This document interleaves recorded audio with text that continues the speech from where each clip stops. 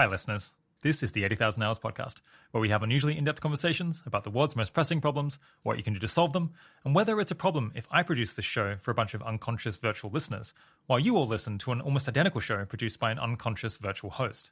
I'm Rob Wiblin, head of research at 80,000 Hours. All efforts to improve the world have to take some stand on the question of what is ultimately of intrinsic value, or theory of value, as the field is called in moral philosophy. When we try to do good, we usually have some immediate goal in mind, like, say, causing someone who is very poor to receive some money. But someone having a bunch of coins and paper notes isn't valuable in itself. That's just obviously a means to an end. If we repeatedly ask why something is desirable in order to dig deeper into why we're doing what we're doing, for instance, asking why is it good for someone who is poor to have more money, we'll eventually hit the bedrock of an intrinsic value.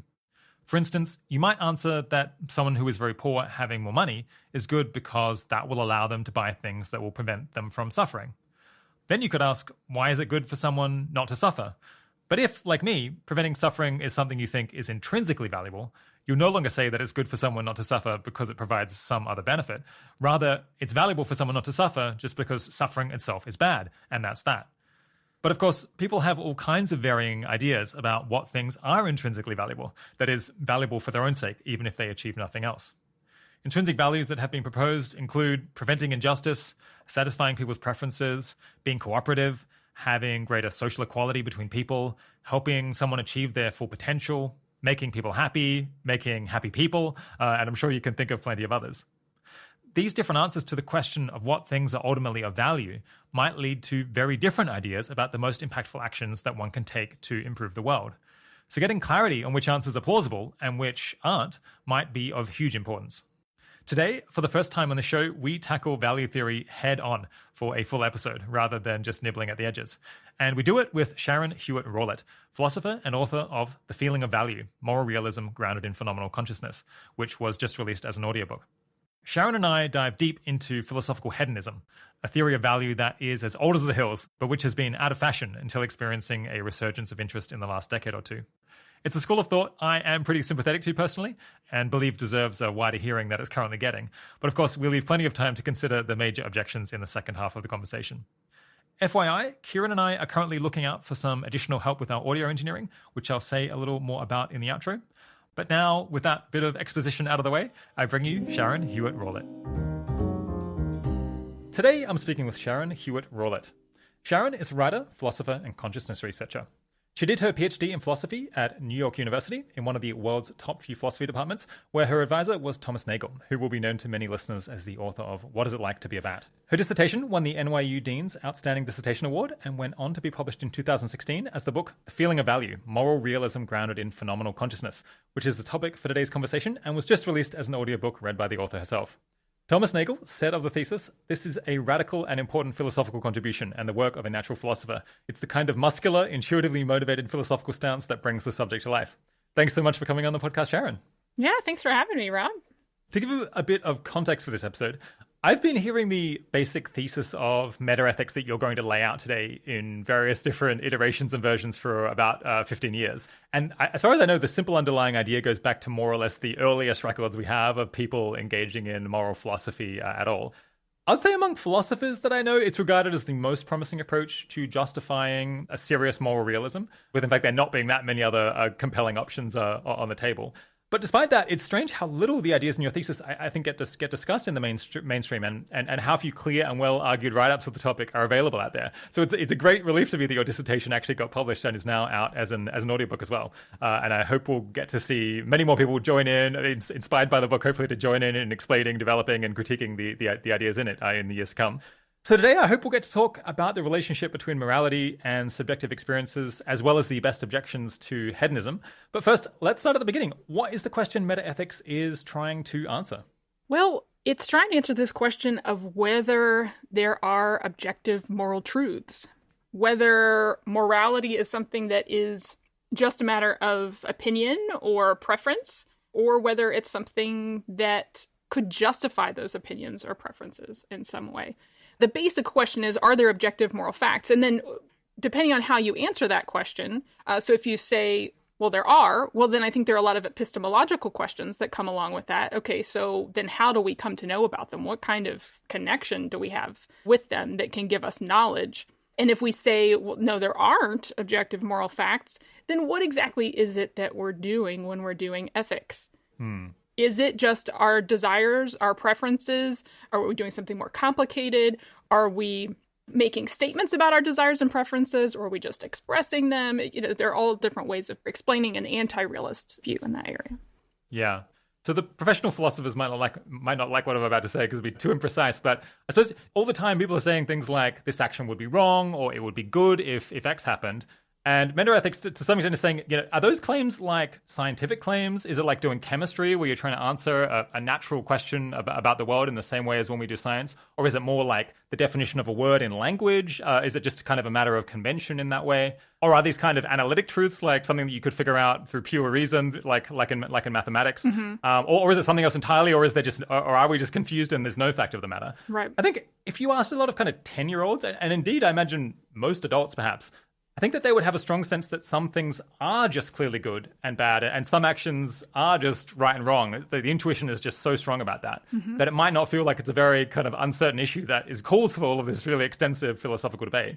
If someone out there in the listening audience doesn't feel like there's a mystery here, what can you say that would help to prompt the intuition that actually there is something a bit puzzling about morality and normativity, as we call it?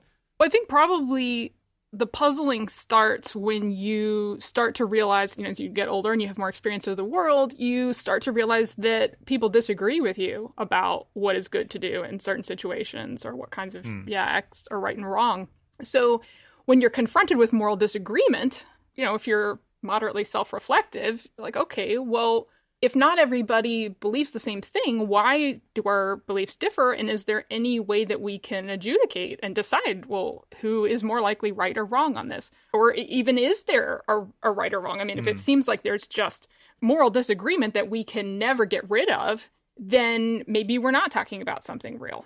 Right. Yeah. So I suppose each of us maybe individually has extremely strong reactions about particular things being good and bad or right and wrong actions. And that might then feel, and those intuitions themselves might feel like enough evidence. But then when you meet other people who have conflicting intuitions about that, and you have to say, well, if the intuitions were just sufficient to ground these beliefs, then the fact that someone else has opposite intuitions really creates a problem.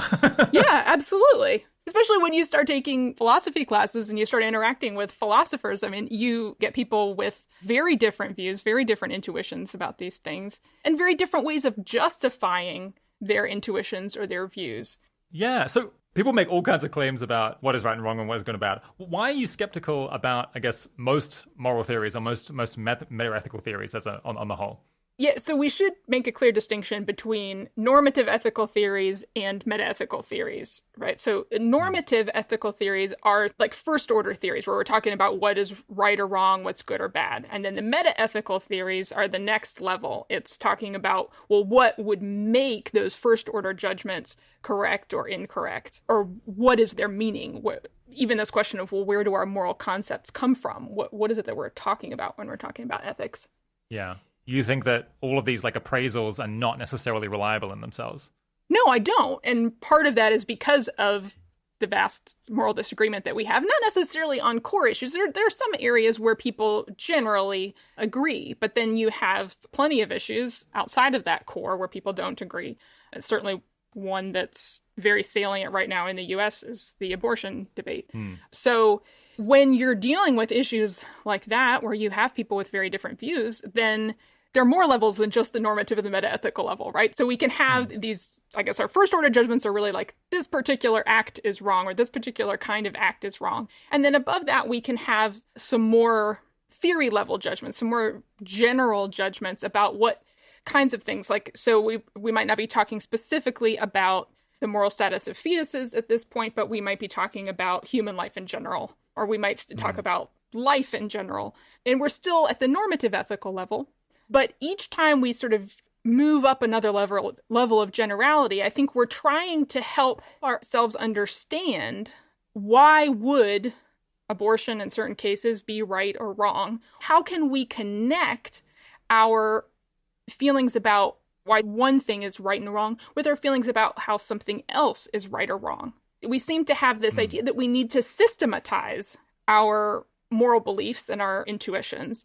And that's something both realists and anti-realists in this debate seem to agree on. We sort of have this natural tendency to want to have very systematic intuitions. And I think part of that is because we do naturally think that we are getting at a truth of the matter. Because if you're aiming at truth, then you do think that there's going to be a pattern to the way morality works. It's not just going to be random. Well, if Joe Schmo does such and such, that's bad. But if I do it, then it's good. No, we think we have to look at it in a more systematic way because there's something about those actions themselves that would make them right or wrong in Joe Schmo's case and in my case. Yeah. So especially in the modern era, that there's been, I guess, a movement in favor of non-realism or anti-realism about moral claims, saying that in some sense, these claims are not factual, that there's not a fact of the matter, or at least that there are no judgment-independent facts about what is good and bad. So potentially it's all just a matter of what we believe or happen to feel about things. But many people in that camp have argued that actually doesn't make any practical difference, that we shouldn't find it so troubling that there are no judgment-independent facts about what is right and wrong. Why do you think it does matter? This is a difficult one to answer because for myself, I feel like it's a motivational issue. So reflecting on it my own self, if morality is just a matter of my preferences or my society's preferences, and maybe my preferences under the situation of reflective equilibrium or what have you, but still, like ultimately, these preferences come from me. Well, it seems like it's going to be really hard to motivate people to do things that we think are right, but are maybe asking for some level of personal sacrifice from them. So certainly in the effective altruism community, you think it's important for people who have a lot of resources to give many of those resources to people who will actually get more benefit from them. But if ethics is just about our preferences, then why can't I just say, well, I really don't care about poor people. Like, I realize that there are a lot of anti-realists who are very unselfish and have a desire to give to others and to see others flourish. So I'm not trying to say that anti-realists are bad people whatsoever. But from my own self-reflection on my motivational states, I mean, maybe I'm a worse person than all of these people, these anti-realists. But it just seems to me like I don't know why I would care about ethics anymore, why I would care about being systematic about the way that I choose what things I'm going to do, or even care about having ethical debates with people. We're not talking about anything real. Okay, so you care about, people, in this difficult situation and I don't. And so that's as far as we can go. Yeah. In the book, you introduce this concept of perspectival bias. And basically you say, if you believe that there are real facts of the matter, that morality is a real thing, then you're likely to have a strong inclination to try to overcome your perspectival bias. On the other hand, if you don't, then you probably won't. Yeah, can you explain what perspectival bias is? Yeah, so that's our natural inclination to value our own welfare or the welfare of those that we're closer to, whether emotionally or physically, over the welfare of people or other beings that are not as salient to us and that we don't care as much about. So if we do think that, for instance, pleasure, and we're going to get into this later, but that, pleasure is an objective good, that it's objectively, intrinsically good for anyone who's experiencing it, then when we think about the pleasure or pain of people in faraway lands, we have a reason to represent that pleasure or pain accurately. So if we think there is an accurate way that you can represent the moral value of that pleasure or pain, then you're going to constantly be trying to change the way that you're thinking about the way that you're representing those people's suffering to accurately reflect that value. Because you think it does have an objective value. But if you don't think that it does, then you're not going to. And I think that actually those representations that you have of other people's pleasure and pain affect your motivations. Yeah. Hey, listeners, a few quick definitions here to help you out. When we use the term phenomenal, we don't mean that it is really amazing. In philosophy, phenomenal means that something is known through the senses rather than through thought or intuition. We use the term consciousness all through this interview, which we're using to mean the ability to have subjective experiences, for it to feel like something to be you. The hard problem of consciousness is the problem of explaining how it is that it can feel like anything to be a person, why it is that there is such a thing as subjective experience. Utilitarianism is a family of ethical theories that all recommend actions that maximize happiness and well-being for all affected individuals considered equally. A pithy, though not very precise, definition of utilitarianism is the greatest good for the greatest number. We talk a whole lot about hedonism, which in this case doesn't mean having great parties and enjoying delicious food and going and getting massages and so on. Rather, in philosophy, hedonism is the belief that pleasure or happiness or positive sensations are the highest or the only good thing in life, and that suffering is also the highest or the only negative thing in life. It comes from the ancient Greek, hedon, which meant pleasure. Sometimes, for clarity, that position is called philosophical hedonism to distinguish it from, I guess, the party, good, happy lifestyle hedonism. Finally, we talk about egoism or egoistic utilitarianism. Egoism refers to the attitude that only yourself matters. So an egoist would only be concerned about their well-being and would give no intrinsic value to the well-being of other beings. All right, I hope that helps. Back to the interview. Okay, so with that bit of setup out of the way, let's dive straight into basically the theory of moral realism that you put forward in The Feeling of Value. Yeah, what is your theory of moral realism in a nutshell? It's the idea that intrinsic goodness is an experiential property. So it's something that is a quality of our conscious experience. So when you feel pleasure or other positive states like happiness or joy, what you're experiencing is the qualitative property of intrinsic goodness. And in philosophy, we tend to call those qualities of conscious experience qualia. Okay, so there are these positive qualia that you can experience, and there are also negative ones that we experience in pain or suffering or sadness, other negative emotional states. And what I'm saying is, it's not just that these are the only things that are good or bad, because there are a lot of people that say that. There are lots of people who are hedonists and have been throughout recorded history. But I'm saying something that it's slightly stronger than that, or maybe quite a bit stronger than that, which is that it's not that there's some qualitative, phenomenal experience that we have, or some property of that experience that we have, that has some nature that is then good or bad. Okay, so it's not that the goodness or badness of this state supervenes on it, as we would say in philosophy, but that intrinsic goodness actually is a qualitative state, a qualitative property. So it's actually something that you can observe and experience yourself. And I actually think that if we didn't ever experience pleasure or pain, or any of these positive or negative qualitative states, that we wouldn't actually have the concept of intrinsic goodness that we do in fact have and that we do use when we're making moral decisions. You know, if we didn't have these states, we might still have desires for certain things, and we might, still have certain behaviors and go out, searching for certain things. But when we experience pleasure or pain, what we experience is something that justifies the desire or justifies avoiding a certain thing. So I talk a lot in the book about the feeling of ought to be-ness. So trying to get at this feeling that when you feel pleasure, you're like, oh, this is why life is worth living. Like, this is what we're here for, right? This is worth having. And when you're experiencing suffering, you're experiencing something that if this were all there was to existence, was this kind of state, it would be better to be dead. Like, it would be better not to be experiencing anything at all because of the nature of what's going on in that experience. So I think there's actually a conceptual connection here. Yeah. So I guess all attempts to get moral realism off the ground face two challenges. One is, what is the nature of goodness and badness? Why would anything be good and bad? And then even if there were things that were good and bad, how would we ever know about it, given that those facts about things being good and bad don't seem like that there's no causal connection to our beliefs about them, or how would our beliefs about them be causally connected to those facts of the matter?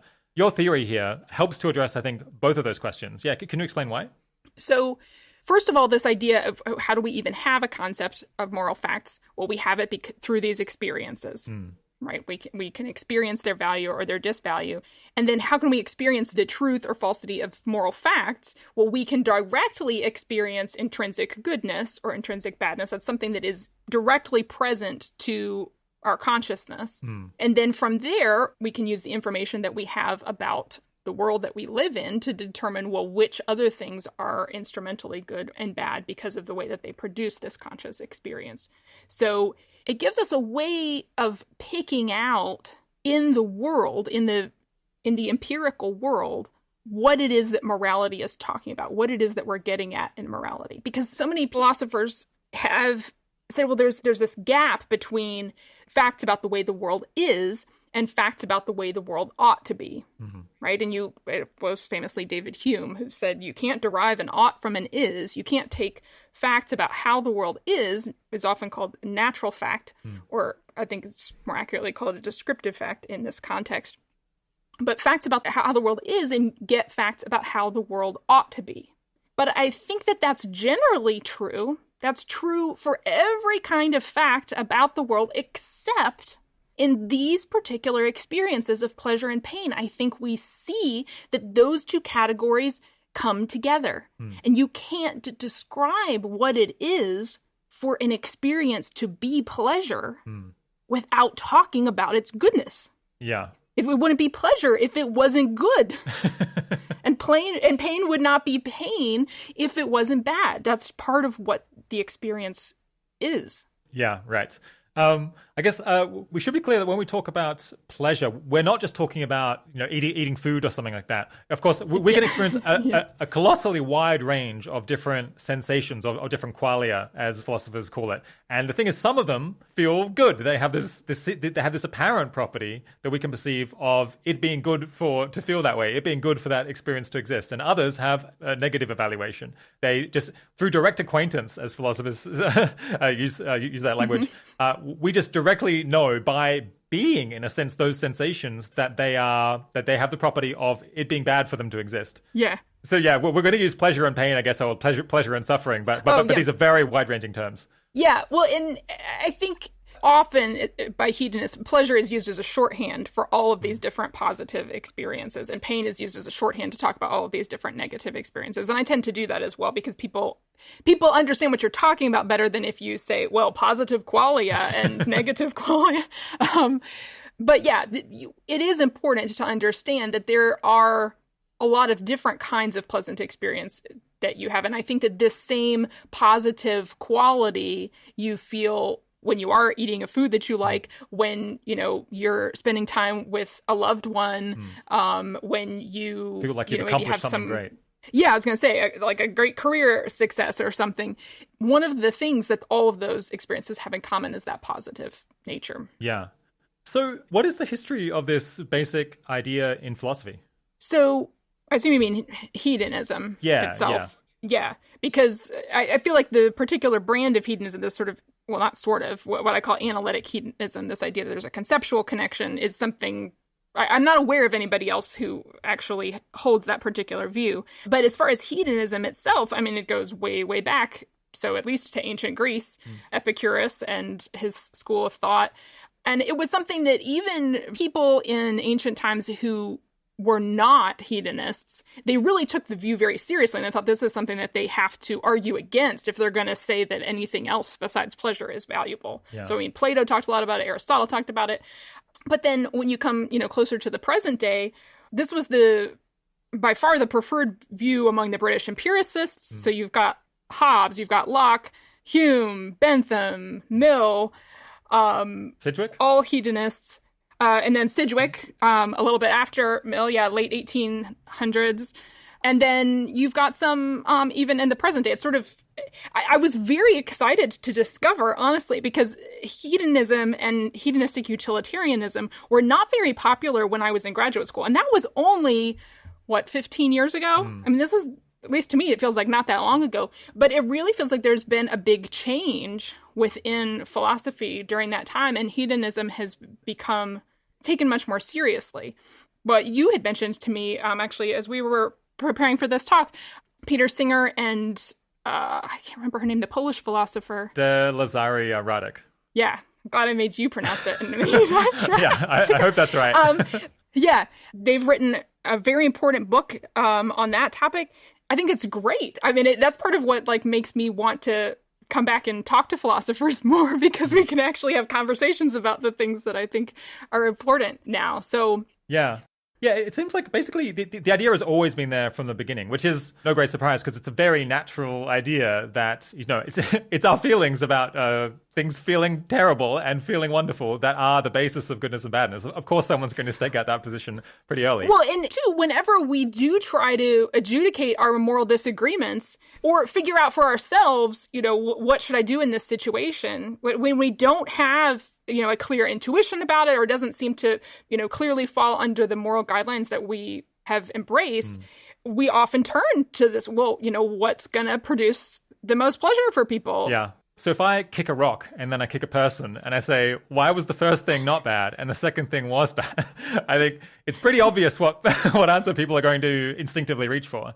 And so it's like, it's very clear how consciousness and subjective experience is, at least for almost everyone, they acknowledge it as a moral consideration, even if they don't regard it as equivalent in the way that you're suggesting. Yeah. People do seem to have an even stronger conviction about the badness of suffering, and particularly, you know, certain kinds of like gratuitous suffering, when somebody's torturing somebody just for the fun of it. Like those are some of the few examples of things that absolutely everybody can agree are wrong. Yeah, it is interesting. Whenever you reach for something that is just like so bad that you could just use it as a clear example and no one's going to debate it. I feel it's like, you reach for like torturing a baby where there's no conceivable benefit that can be gained. Everyone disagrees that has to be wrong.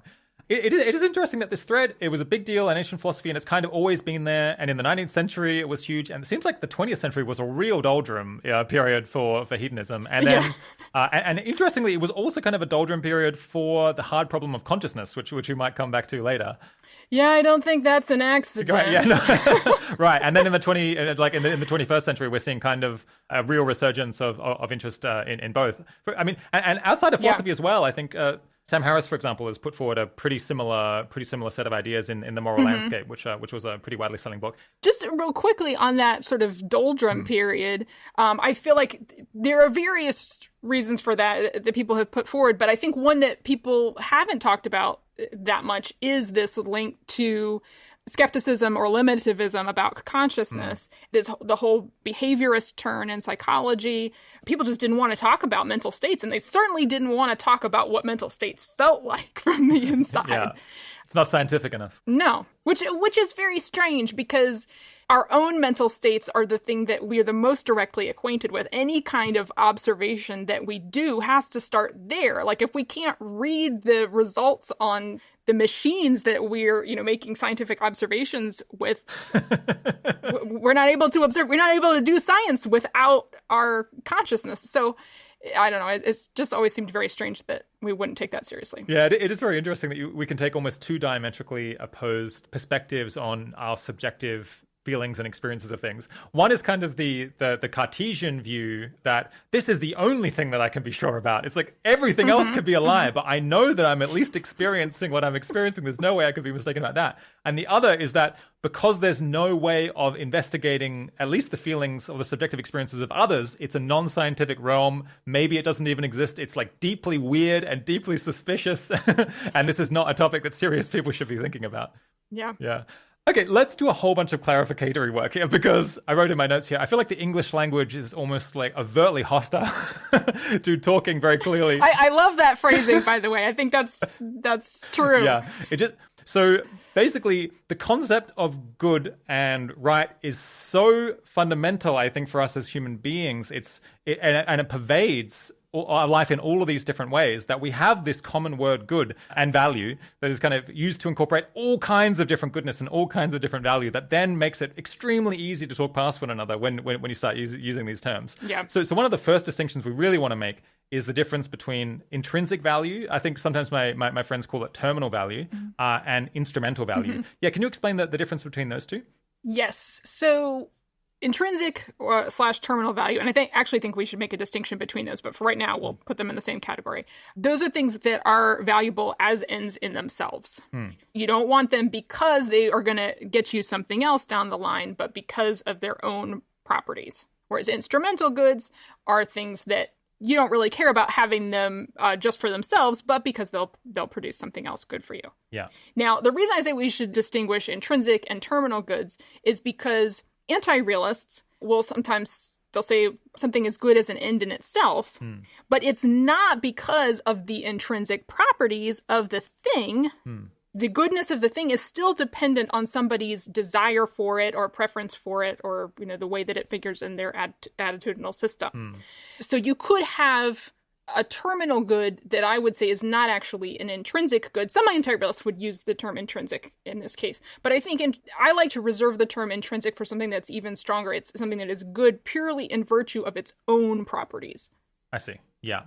So I think, when I kind of present this idea that, you know, goodness is just about pleasure versus suffering, I think a very common response I get is something like, I can think of a time in the past when I suffered, but I think that was good for me, all things considered. Are you saying that I'm wrong about that? Yeah, can you explain what's going on there? Yeah, no, suffering can be instrumentally good. And actually, I think that's probably one of the reasons that, you know, we do suffer as much as we do, because our bodies and our brains are trying to send us signals that we're doing something wrong and we need to, or something wrong is happening and we need to fix it if we're going to, you know, survive and flourish in the future. So if you're suffering because of, I mean, there are various situations. So let's take first one, a situation where you're suffering because of, I don't know, a bad romantic breakup or something. It's important for you to feel the negative effects of a broken relationship. We are social creatures. We need to know how to have positive relationships with each other. We need the help of others in order to, you know, to survive and to thrive. So it's good that our bodies and brains let us know it's not good that you have this rift between you and this other person. Now, maybe in the long term, it is, you know, you needed to break up with this person and you'll be better off. But, you know, your emotional system is reacting to the fact that evolutionarily, it's important for you to have good social relationships. Okay, so that's one way in which it could be important. But I think also when people say, well, my suffering was good for me, they're also talking about character building, right? Like, it made me a better person. And I think that's also very important. If it changes your dispositions to be more compassionate towards others, or maybe changes your ability to persevere through hardship so that you can meet important goals that you wouldn't be able to meet if you were purely focused on what will bring you pleasure today, then that's going to be instrumentally good. So there are lots of ways in which suffering can and pain can be instrumentally good. Yeah. So another response that I get, which we'll return to in a whole bunch more detail later on, is people respond and say, are you saying that beauty or knowledge or food or money are not valuable if it's only experiences? But of course, you could respond and say, yes, all of those things are good. All of those things have value. But on your view, on this hedonistic view, they're all valuable as a means to an end. Those things are all valuable because they will at some point reduce negative experiences or promote positive experiences. So that is going to be counterintuitive to many people, to a substantial fraction of people, that all of these kinds of things, food, money, beauty, knowledge, relationships, that they're only useful as means to an end. But at least we're not saying that they don't have value. They do have value, just of a different kind. Right. Yes. Exactly. Yes, absolutely. I think another distinction that is worth drawing is the difference between, so let's say that you feel a positive sensation, like a delicious taste. I feel like you can feel directly that is good through direct acquaintance. There's a different sense of goodness and badness that we get when we evaluate or consider something and then ask morally, is this good or bad? So you imagine someone punching someone else.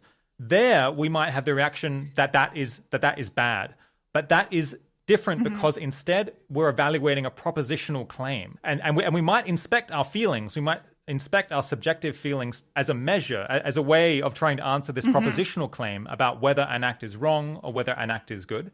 But I feel like these are two very different ways in which we get evidence about goodness. Yeah, do you agree? Yeah, we have the direct acquaintance in the ones, like the intrinsic, the inner feel of what that state is like. Because when you're talking about your own mental states, you know what that state is like from the inside. But when you're talking about, a propositional claim, or even you're talking about the experiential states of somebody else, like you don't know the inner nature of that directly, but you're inferring the nature of it and you're representing itself to yourself. But you're not directly tuning into what it's like. Yeah, which is why we have moral disagreement and moral error, I think, is because, we're doing our best to represent the goodness and badness of things outside of us. But when we don't have that direct acquaintance with it, we can often get it wrong. Yeah. Okay, one final way of using good that I just want to get some clarification on is people talk about a person being good. And I think that is a very different use of the term good from the one that we're talking about when we talk about experiences being good. In that, when we say that someone is good, we don't mean that they experience a lot of pleasure and are disinclined to experience suffering. Right. We're talking about evaluating their character. We're talking about whether that person is conducive to good outcomes when you have them around, among other things. Yeah, we're talking about their instrumental goodness as a person. Do they make the rest of the world better by their presence in it? Or I mean, if we're consequentialists, okay. Right, yeah. So, but you might also have somebody who, is judging their character in a different way. But the point is that what we're doing is evaluating their character, not for the value that it directly brings to the world, but for the way that it promotes value in other ways. Yeah. And this issue can become particularly stark when you might have someone who, in a hypothetical situation, who takes an action that in the immediate term brings about pleasure. But you might say, nonetheless, I have this really strong sense of badness. And often what's going on is that the kind of person who is inclined to take those actions will cause a lot of badness, will cause a lot of suffering in broader situations. Yeah. Okay. Let's push on and get some more details of the theory. As listeners can probably tell, I'm very sympathetic to this theory, or I think it's at least super underrated. So we will later on get to a whole lot of potential objections and rebuttals. Fortunately, if you want to find objections to hedonism, you will not have difficulty finding them anywhere on the internet or in any philosophy course. So to some extent, we can take the time here to seriously try to inhabit the view for a minute. So why doesn't our direct acquaintance with positive and negative in feelings imply that the right thing to do is to pursue egoistic hedonism? That is, to maximize just our well-being rather than the well-being of everyone taken equally? Well, I think there are a few different reasons. First of all, I think that when we experience pleasure or pain or any of these normative qualia, we're experiencing that intrinsic goodness or that intrinsic badness directly. And what we're experiencing is the value of it simpliciter. Like, we're not... What does simpliciter mean? Just simply, like nothing more than that, just the value of it. So we're not experiencing any implications about what we ought to do about it. I mean, we could certainly have those in addition, but what we're experiencing in the experience itself is just this feeling that this thing ought to exist or this thing ought not to exist. Yeah. And I think we feel that anything, once we can, have the conceptual ability to think about actions, because babies can experience pleasure and pain, but they can't necessarily think about, well, what should I do as a consequence of, feeling this? Like, I should promote this in the future. They're not thinking that conceptual level yet. Yeah. But once we develop the ability to think about the fact that we might be able to promote this or avoid it in the future, I think when we are having those experiences, we're thinking, well, anybody who had an ability to prevent me feeling this pain or who could help me feel this pleasure in the future, they ought to. There's a reason that they ought to do these things because of the way these things feel. So from the first person perspective, we think that our pleasure and pain is a reason for other people. I think that's part of the phenomenology. Yeah. But then the other thing is when we start thinking about what it would mean to say that your experiences are only reason giving for you, we get into these really thorny questions about personal identity. So the idea for an egoistic hedonist would have to be something along the lines of, well, if I'm going to experience that pleasure in the future, then I have reason to bring it about. But if it's going to be somebody else's pleasure, I don't have any reason. But that's presuming that there's some way to pick out who you're going to be in the future, and that you are in some morally significant way identical to this other experiencing being that's going to experience that stuff. And I think Derek Parfit does a really good job of looking at the concept of personal identity and showing that the best way of thinking about personal identity, the way that makes the most sense, is as a reductive view, is a view where our identity with ourselves in the future just has to do with some level of continuity between our experiences and our desires, and also the fact he thinks that we can't, there can't be a branching situation going on, but that's not really relevant here. But in any case, he thinks ultimately we should be reductionist about personal identity, and I agree with him for various complicated reasons.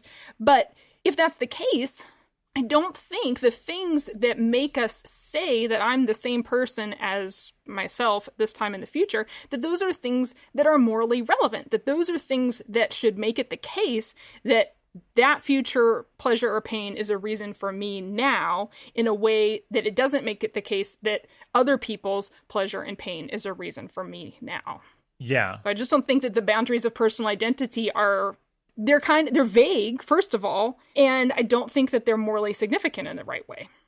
Yeah, so I feel like a dumber way of saying the first part of that is just, when I'm in pain and I'm feeling this sensation of badness, ought not to be-ness, I don't feel like I'm learning from that it is bad just for me, or that it is only bad because it's happening to me. I feel like I'm learning that the experience itself is bad, irrespective of what person it is it's attaching itself to.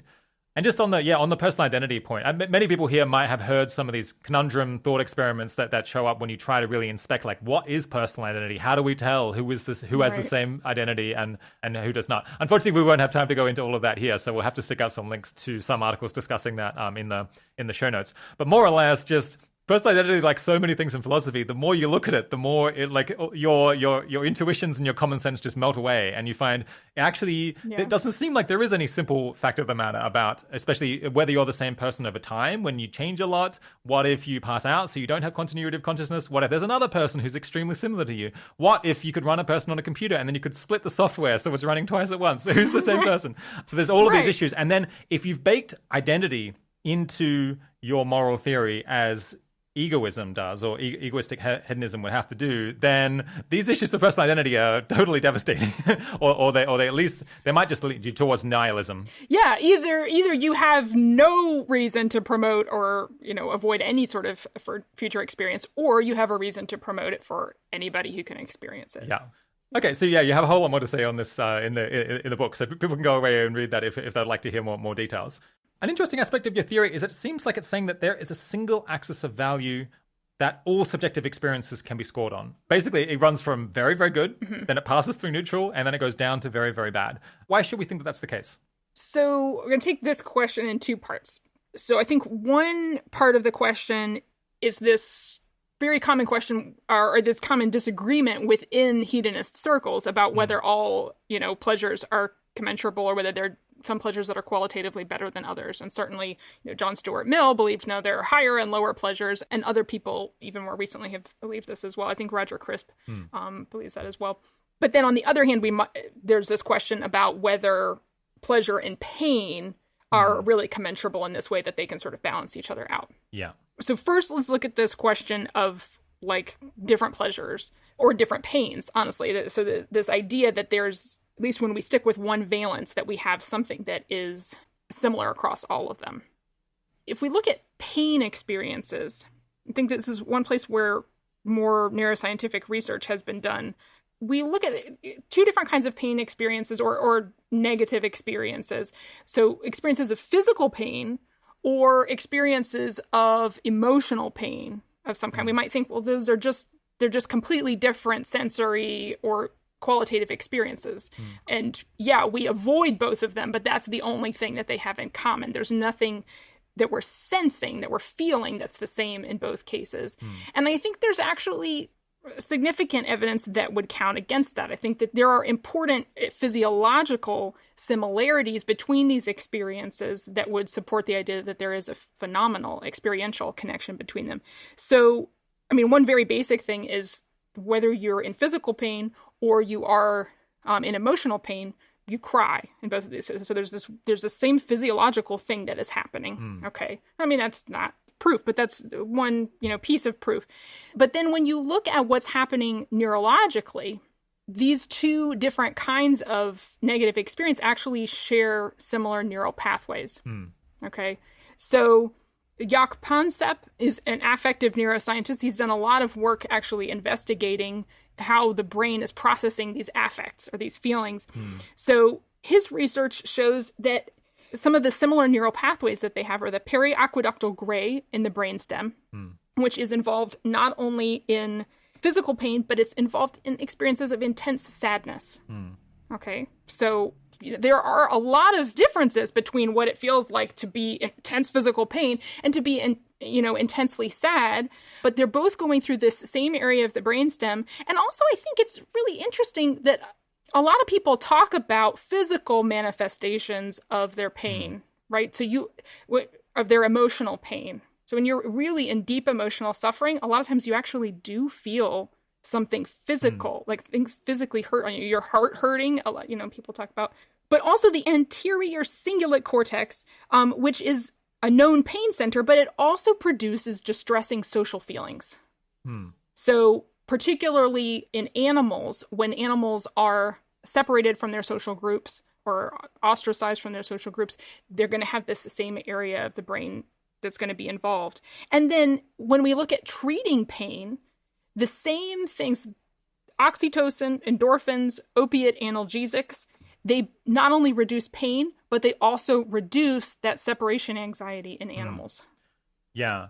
So I guess I do find it a bit counterintuitive, or at least it's not immediately obvious to me that kind of all of the negative experiences that I have just all have this like one common phenomenological property that is badness that can all just be scored on the same thing. So we have all kinds of different negative feelings like shame, like physical pain, different kinds of physical pain, loneliness, rejection, jealousy, and so on. On the surface level, they have all of these specifics that are quite different. But you want to say that they all have one thing in common, and that is the property of ought not to be-ness. Yeah, there are plenty of differences. These are very complex experiences. There are many layers of different sensations. Even within physical pain, you can have different sensations if you're being like stabbed or you're being burnt or, whatever it is. But yeah, there is this one thing that is similar among them. Yeah, that's common to everything. That's all of the negative sensations. Right.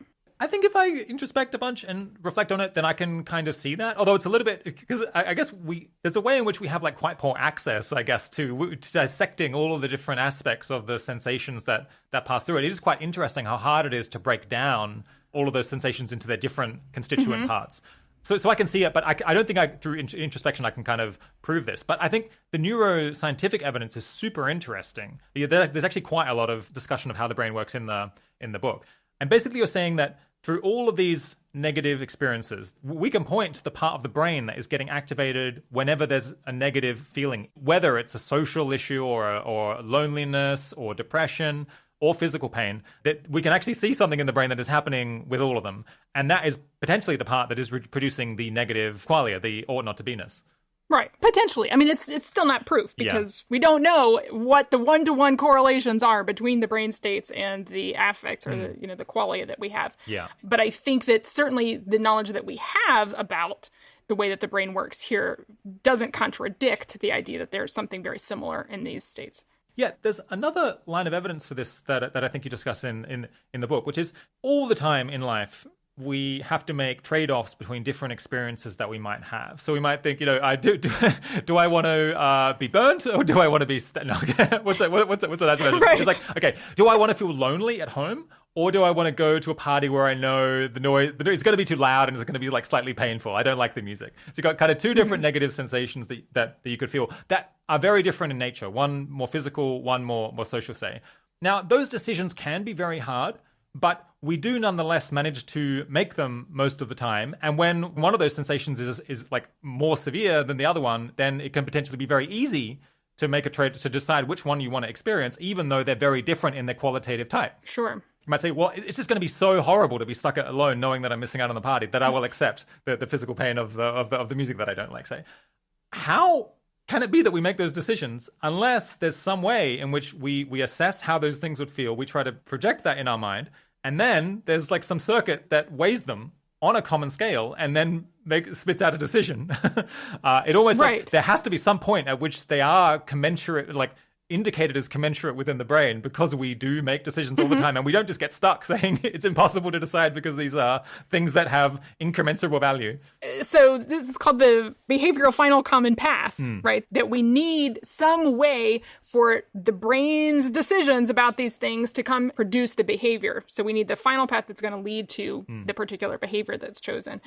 And one person who's done a lot of research in this area is Michel Cabanach. He's a French and then French-Canadian medical doctor. One of the things that he did, and he did many different experiments in this area, is he actually asked people to tell him what their various levels of pleasure or pain were in experiencing different activities. So he didn't even have to make them imagine it. He had them actually experience different things and then like rate their pleasure or pain in those experiences. And then separately, he gave them again the choice of having, say, pairs of these things that sometimes it was a positive and a negative, sometimes it was two negatives. But he said, okay, you can change the relative amounts that you're going to feel of these things. So how would you prefer? What kind of trade-off would you prefer between these two things? And the trade-offs that the people chose reflected an algebraic sum of the ratings that they had given before. Yeah. So they were introspecting, they were rating them, and then those were actually equivalent to the decisions that they were making in choosing the behavior. Yeah. So we do seem able to consciously rate these things, and our behavior does seem to be a result of those conscious ratings. Yeah. Or there's a causal correlation there. That's super interesting. And as I understand it, so I don't really know that much about how the brain works, but I did read, I think it was a book actually about dieting, or it was about how we decide what we eat, where it was saying basically that the brain generates different options for actions. And then there are particular neurons that fire at different paces, basically bidding for how much expected reward the brain is anticipating from a course of action. And the neuron that fires faster, it's basically they're firing at a rate that is meant to indicate the expected value. And then the one that is firing faster is the option that gets chosen. And literally, it's not just the ordering. It's like they're providing what we call cardinal value, which is saying it's not just saying that the one that is going twice as fast is better than the one that's going half as fast as the other one. It's saying it's twice as good. The expected reward is twice as high. And so you could maybe then vary the length of the processes to try to change the trade-off. Right. And that does seem to be exactly what people are doing in these experiments. And they can do it with very different sorts of activities or pleasures and pains. So there was one case where he had people make trade-offs between being cold or playing a video game. So you've got presumably a positive for the video game, but a negative for being cold, right? So they're trading off the pleasures and pains in these two cases. But also interesting because one is a physical pain and one is a more mental, yeah. But then also a case where he had people balancing physical pain and receiving money, right? So we have, again, it's sort of more... They're an instrumental value as against... Cognitive. Yeah. Well, yeah, and that too. And so people were able to make these comparisons. Yeah. Which makes total sense, like you were saying. I mean, evolutionarily, like we need to be able to... It has to be so. To rate these kinds of different things. Yeah. Yeah. Or at least it has to be so in an engineering sense of how the brain works. I suppose morally things could be different. But I suppose because of the way that you're grounding your evidence through direct experience, it's very hard for these things to come apart on your system. Right. Yeah. One thing I want to point out is, so people who disagree and think that there are incommensurable different experiences. So you might say, the joy you get from being in love just can't be one-to-one traded off or can't be just traded off in this like linear algebraic way against the joy you get from eating food. That is a position that philosophers have staked out. That definitely complicates the hedonistic kind of system here. And it also makes decisions much more difficult. But you could still proceed with a hedonistic theory of value, just with different kinds of hedonistic value that you need more complex analysis in order to weigh up. I think the most famous system of this kind, I guess, is John Stuart Mill's kind of higher and lower pleasures. You have this really quite fun section of the book where you talk about... So John Stuart Mill, I think he would compare kind of base physical pleasures as against the great joy you might get from writing or reading poetry, for example, or appreciating great art. You have some quote from him where he's like, no one could seriously think that just eating a great meal is the same as the kind of pleasure you might get from fantastic achievements or insights. I think your take on this is that maybe he wasn't getting invited. He doesn't actually think that nobody could. Okay, no. He thinks that there's a difference between people who are capable of experiencing the higher pleasures and people who aren't. People who aren't capable of experiencing the higher pleasures, they don't know how good they are, and so they might absolutely think that, eating a great meal is, as good as it gets. Yeah, sorry, that's exactly right. And right. that's part of why his argument for why he thinks that some pleasures are qualitatively better than others, because anybody who can experience both of them will always choose the higher pleasure over the other one. Right. And I guess your take on this is that it might not just be the case that some people don't appreciate the higher pleasures that John Stuart Mill enjoyed, but perhaps John Stuart Mill wasn't getting invited to the right parties and perhaps wasn't the kind of person who could fully appreciate just a nice meal for its own sake without having to worry about the philosophy of it. Exactly. I think it's important to understand there might be a little bit of bias going on there. Yeah. But a little bit more seriously, that some people aren't as capable of enjoying, more base pleasures, as he might put it, because they have a really strong need for intellectual stimulation, say. So they can go to the same party as somebody else, but they're just not having a good time because, nobody's thinking about metaethics there or something. Speaking from experience. Right. So it's important to understand that different people aren't necessarily going to know the full range of pleasures. They're not going to necessarily be capable of the full range of pleasures, and your personal dispositions are going to affect what you're able to take pleasure in or not. As someone who I think has a great capacity to enjoy both base and higher pleasures, I can assure you all, both are great and they can be traded off against one another. All right, pushing on. It's good to know. You learn so much on this show.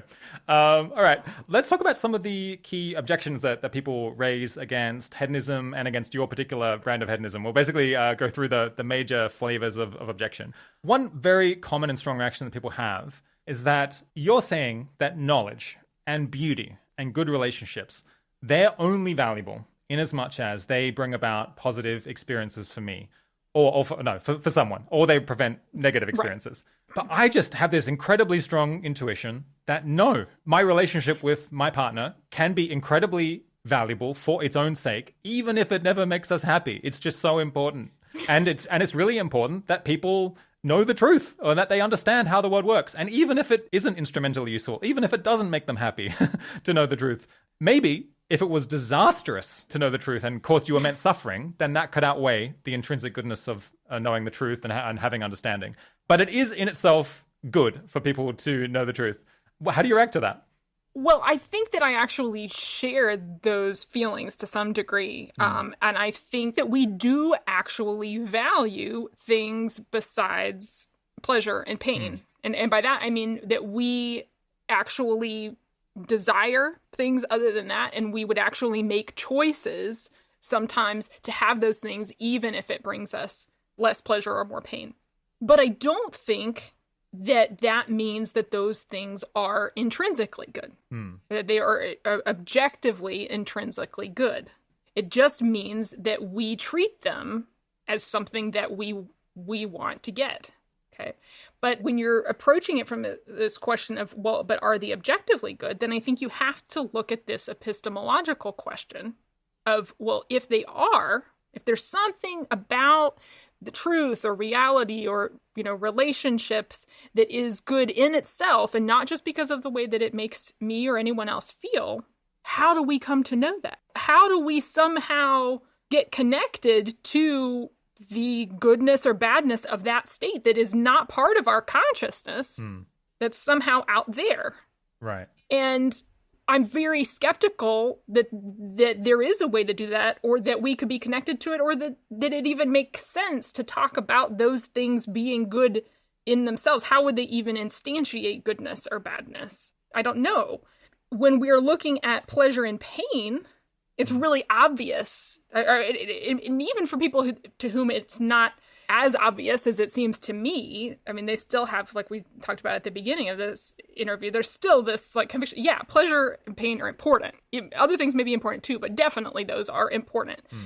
And our direct connection to them makes it clear that there's a reason to think we're getting it right about whether those things are intrinsically good or not, because we know about their intrinsic qualities, but we don't know the intrinsic qualities of these other things. Right. Now, I do think that it can be instrumentally good for a hedonist to value things besides pleasure and pain, because a lot of those things are instrumentally valuable, and it might actually be pleasure maximizing to treat them like they are intrinsically valuable, not just instrumentally valuable, particularly if you think about personal relationships. Okay, so if you're in a romantic relationship with your partner and, maybe you're going through some tough times or whatever, if you're constantly thinking, okay, well, the only reason this relationship is valuable is because of what we're getting out of it, and clearly, we're both, suffering a lot, we should just call it quits, then you might actually call it quits earlier than if you believed that the relationship was intrinsically valuable. That might cause you to persevere through some of these things, especially because especially with relationships, I feel like a lot of the potential value of them, there's a lot of value right at the beginning of a romantic relationship, and then there's a lot of difficulty when you're adjusting to each other, and then the pleasure, I think, over pain rises again. In a good relationship, that's what's going to happen.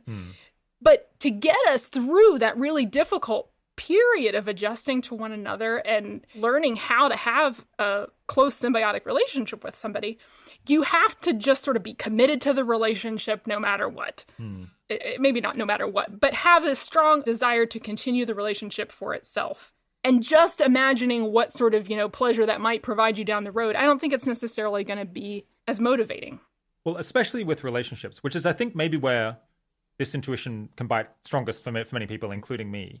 A lot of the value that you get out of relationships with other people is your willingness to commit to remain in them even when it's unclear whether they're instrumentally useful. You want to think that other people are going to stick around and that you can trust them.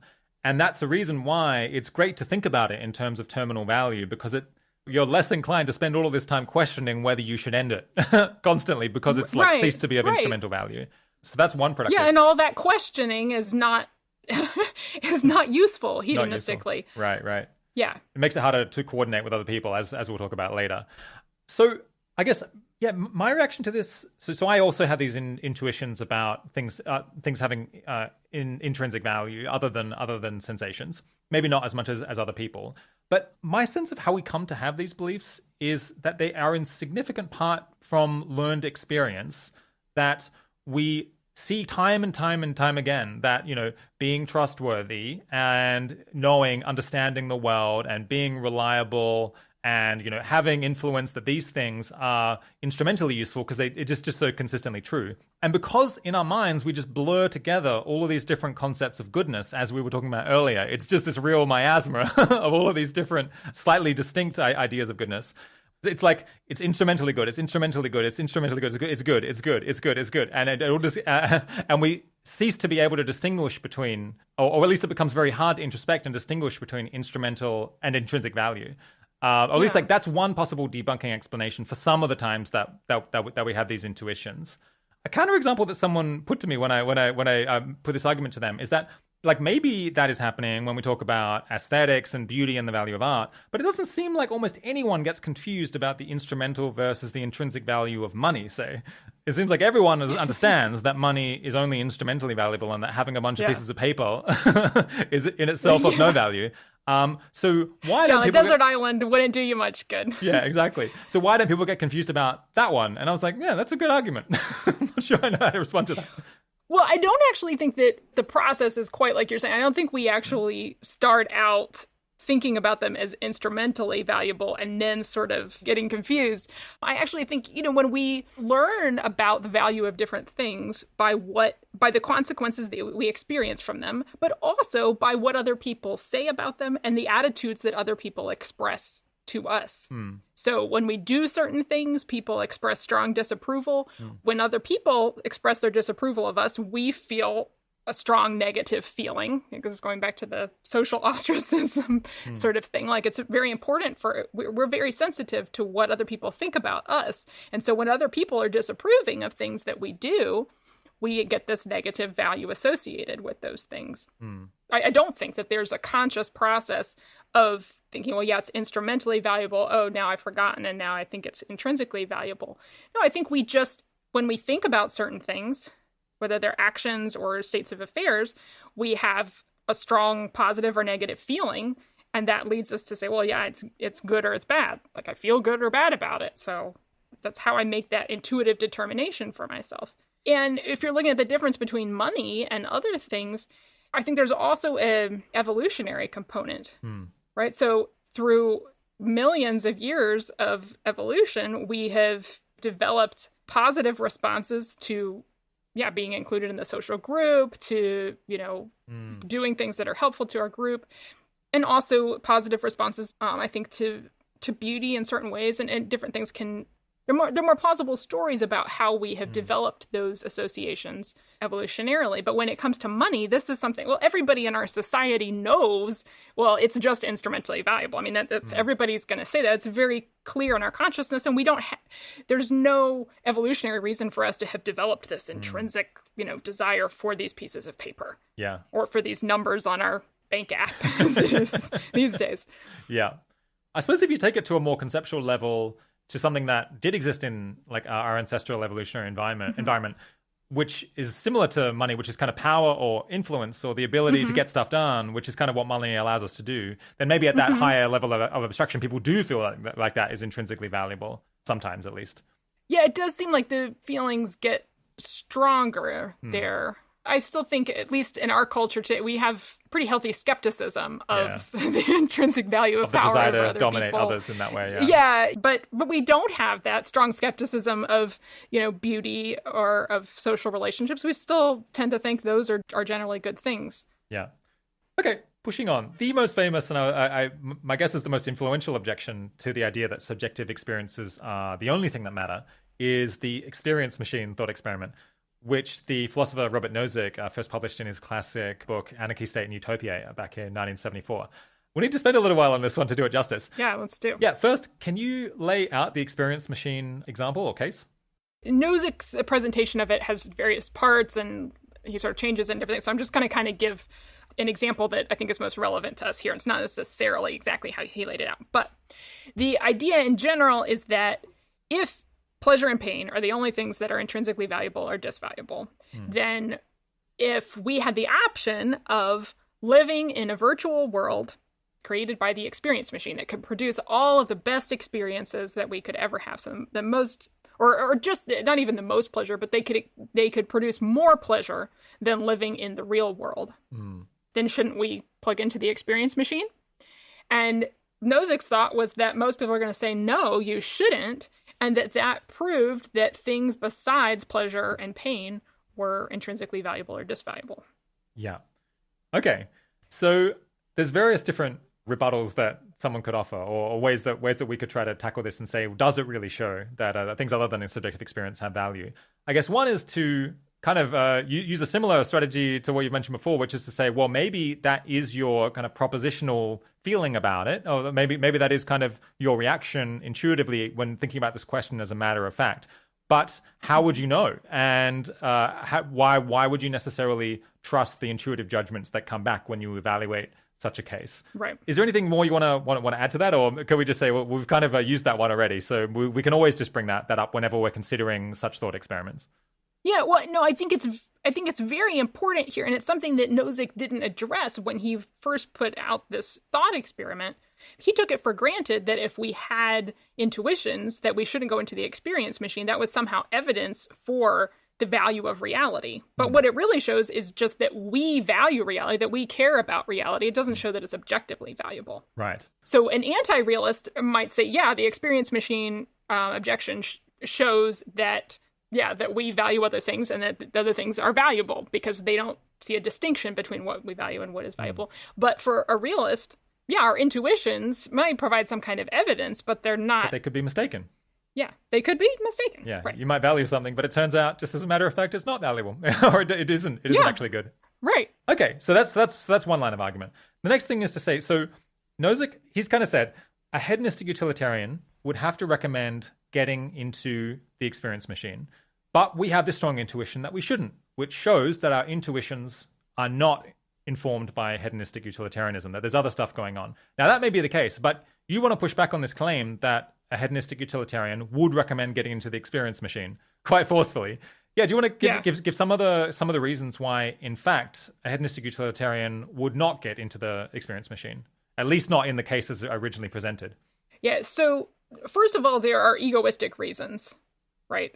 So if somebody in the real world comes along and says, look, I've got this machine that will give you all this great experience and you never need to be in contact with reality ever again, I think we would be pretty skeptical about whether we should put ourselves in the hands of this person or this machine. Okay, so first of all, there are practical questions about, is a machine going to be better at looking after our welfare now and into the future, and given any problems that may come up? I mean, maybe there's some software glitch and I get in there and really I'm having really terrible experiences, but the experience machine never notices, right? But there's no way because I'm not in contact with the outside world, there's no way for me to signal the fact that things are going very badly for me.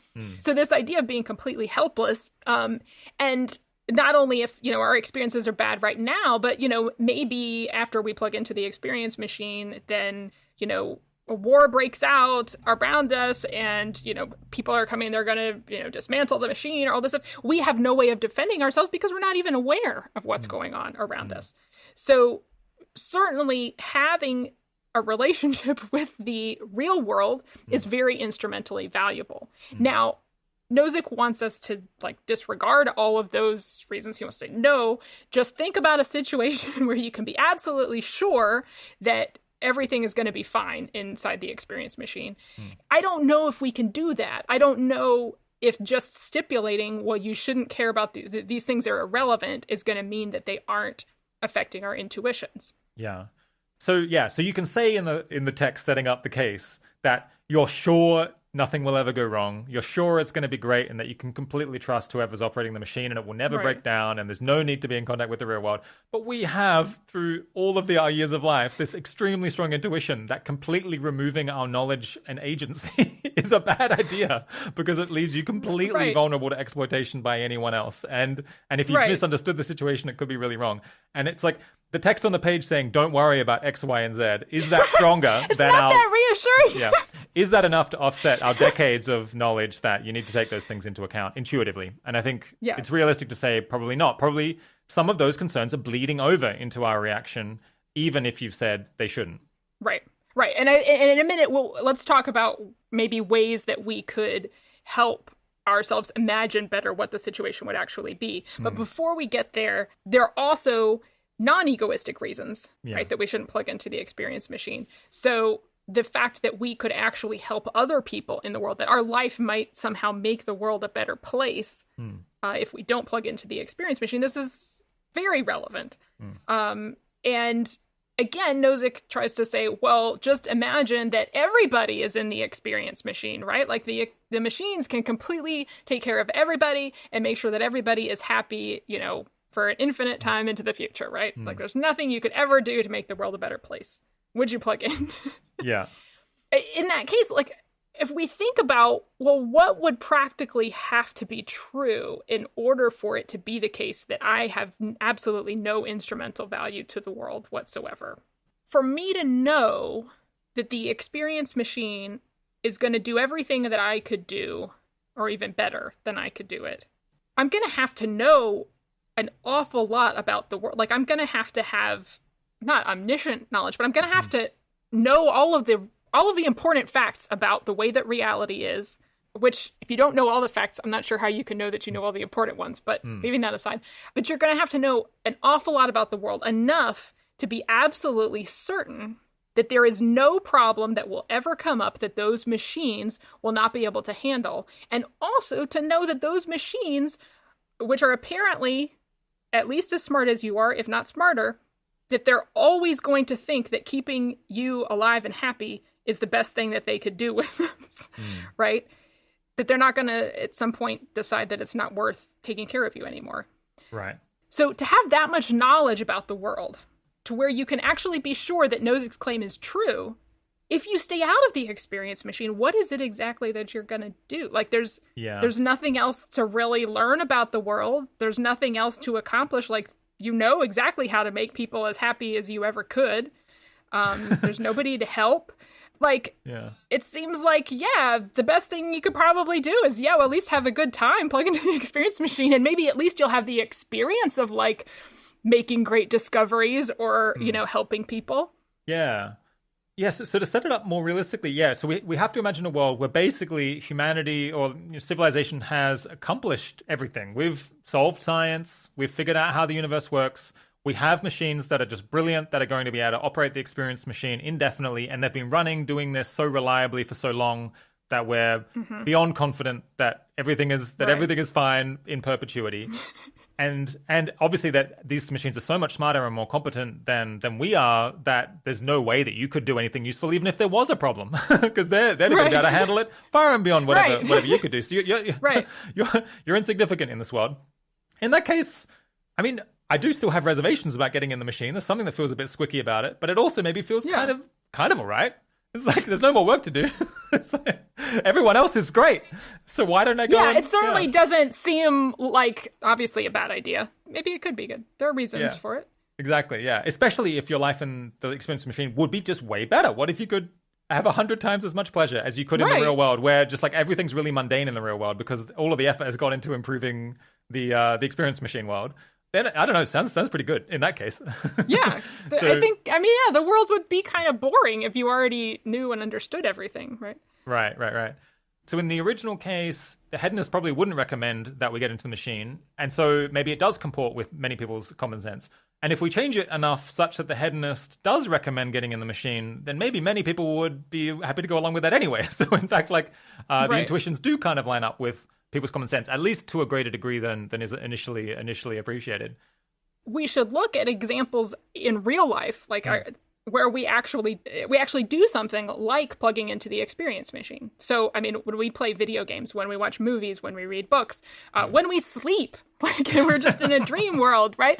Like, we're disconnecting ourselves from the external world. We're disconnecting ourselves from our ability to help others or, to protect ourselves in certain ways. We certainly become very vulnerable when we sleep, for example. Right. But we do this in only a partial way. We understand, okay, it's just for a limited period of time, and I'm going to make sure before I go in, like, everything's okay. And then, even when we're sleeping, some part of us is alert to, worrisome sounds that we might hear. These different things. And even when we're in a video game, like, some part of us is, still aware of what's going on outside. But to the extent that people do get so caught up in these virtual worlds, we do start thinking, well, there's something bad about this. Like, maybe they're not living in the real world anymore. This is not good for them. This is not good for society as a whole. Like, I think that our intuitions do track the hedonistic reasons in these real world cases and in the hypothetical cases, as long as we make them sufficiently concrete. Yeah, exactly. So we're not against people detaching from a perfect perception of reality or a perfect focus on reality in order to get pleasure. That kind of is okay within reason. The reason that we don't do that all the time is because of all of these practical considerations, among others, that encourage us to maintain some connection to reality and some agency, and to maintain, ensure that we're spending some time sustaining ourselves as beings, so that we don't die. I think a third line of argument, or maybe a third strand of response, is to say, well, Nozick says that no one, people say they wouldn't get in the experience machine, but actually, if you survey people, it's a much more mixed picture than you might appreciate. I saw someone tweeting about, some philosophy professor tweeting about this a couple of months ago, where they said that, they had a whole lot of, I guess, Gen Z students coming in, and they set up the experience machine case and said, who would get into the experience machine? And I think half of the students said they would get in the experience machine, and this kind of apparently messed up their lecture. So, because they're like, it all proceeds on the assumption that people said that they wouldn't. But of course, some people do enjoy living a pleasant life, and they might not share these. They might not share these practical concerns quite severely. Yeah, I wonder if that has to do with the fact that we are much more familiar with and comfortable with these sorts of virtual worlds now, and certainly, generation younger than I am is much more comfortable with them than I am. Yeah, we don't have that sort of inbuilt skepticism of Yeah, I think, the I goodness mean, that of makes a ton of sense that if through your life, a lot of the pleasure you've gotten is from screens of different kinds, you say, well, this is just as legitimate as any other kind of pleasure that I've been getting. Like, how is this so wrong? Right. So that's one thing. I think another thing is that Yeah. it's becoming easier and easier in the modern world to imagine that before too long, we might have machines that could take care of us, that could make decisions and could do a whole lot of work that humans presently do, and that we might be able to trust to manage it in a way that maybe in the 70s it seemed more crazy, a bit more sci-fi. But in fact, it actually goes further than that. Yeah. So people have tried to change the case a little bit to kind of isolate exactly what is it about the experience machine case that turns people off the idea of getting in the machine. And one possibility is that just in general, people prefer to keep the status quo. They just prefer to stay in the situation that they're in rather than take some leap into a very different world. And so someone did a survey, unfortunately, again, of I think philosophy students, or at least American university students, who may not be fully representative of the world. They're very an accessible demographic. Accessible, yeah. It was a convenience sample, as they say. Yes. And here they set it up and said, you're just going about living your normal life as you do now. And someone comes to you, some sort of character, I guess Morpheus, I suppose, and says, Right. as it turns out, you're actually living in the experience machine now. And look at all of this magical stuff that I can do so that you come to actually believe them and trust them. And they say, we check in on people who are in the experience machine from time to time to double check whether they want to stay in the experience machine. Because obviously we want you to still have some agency and still be able to decide whether you prefer the experience machine or the real world. You have the option now of exiting. I should warn you, though, that the reason you got in the experience machine is that the real world is very bad. You're going to suffer a whole lot more. It's very unpleasant. And you don't know anyone there, obviously, because you've been in here with all of the other people who are in the experience machine. So would you rather stay in the experience machine where your life is pretty good, or exit to where it's going to be a real struggle because the real world's a dumpster fire? And in that case, most people say they'll stay in the experience machine. Yeah. Perhaps unsurprisingly, that's certainly my intuition as well. Yeah. But if you value reality somehow more, then it seems like you should have at least if it was a close call, then you might want to exit. Right. And so this suggests that maybe what's going on, at least one aspect of the reason that we don't want to get in the machine, is just that we prefer to stay where we are, which is a very safe intuition, a very natural intuition for people to have. But also, I think there's something psychologically useful about that bias towards the status quo, because, I mean, if we're looking at the experience machine case, all of these worries we might have about, well, is it really going to be good in the experience machine, all of this stuff. In the case where we're already in it, we know. I mean, we have, at least so many years of experience in it. We're like, okay, well, actually, yeah, the experience machine is pretty good. Yeah, right. So we're much less afraid of it. And we're much more afraid of the real world because we don't have any idea what that's actually going to be. I mean, we know it's going to be worse, according to Morpheus. Yeah. Some people who say, well, it's just a status quo bias, I think it's almost like they're saying, well, it's sort of irrational. I don't necessarily think that a bias towards the status quo is irrational, so I just wanted to make that clear. Yeah, definitely. I'll link to a page that describes a kind of a series of these surveys that have been done without, ever slightly tinkering with the setup. I think one that's particularly interesting is a case where someone's asked to decide for another person who has spent half of their life in an experience machine and half of their life out of an experience machine, and they enjoyed their life much more in the experience machine. And in that case, a majority, although I think not an overwhelming majority, say that it's fine to keep the other person in the experience machine, which is interesting. Yeah. Here's another case from a listener, which I find definitely challenges my hedonistic intuitions. They say, so most people would not wish to swap spouses or kids with a stranger, even if they knew this would have no effect on how happy each person was. Even more dramatically, suppose that one spouse was long ago kidnapped and secretly replaced by a cleverly disguised robot. The real person is then set up in a duplicate world with a cleverly disguised robotic copy of you, and so on. This is clearly a terrible outcome from my perspective, but all the instrumental benefits remain as before. Each robo-spouse provides the human partner with happiness and promotes their moral flourishing. What's missing is the genuine personal connection.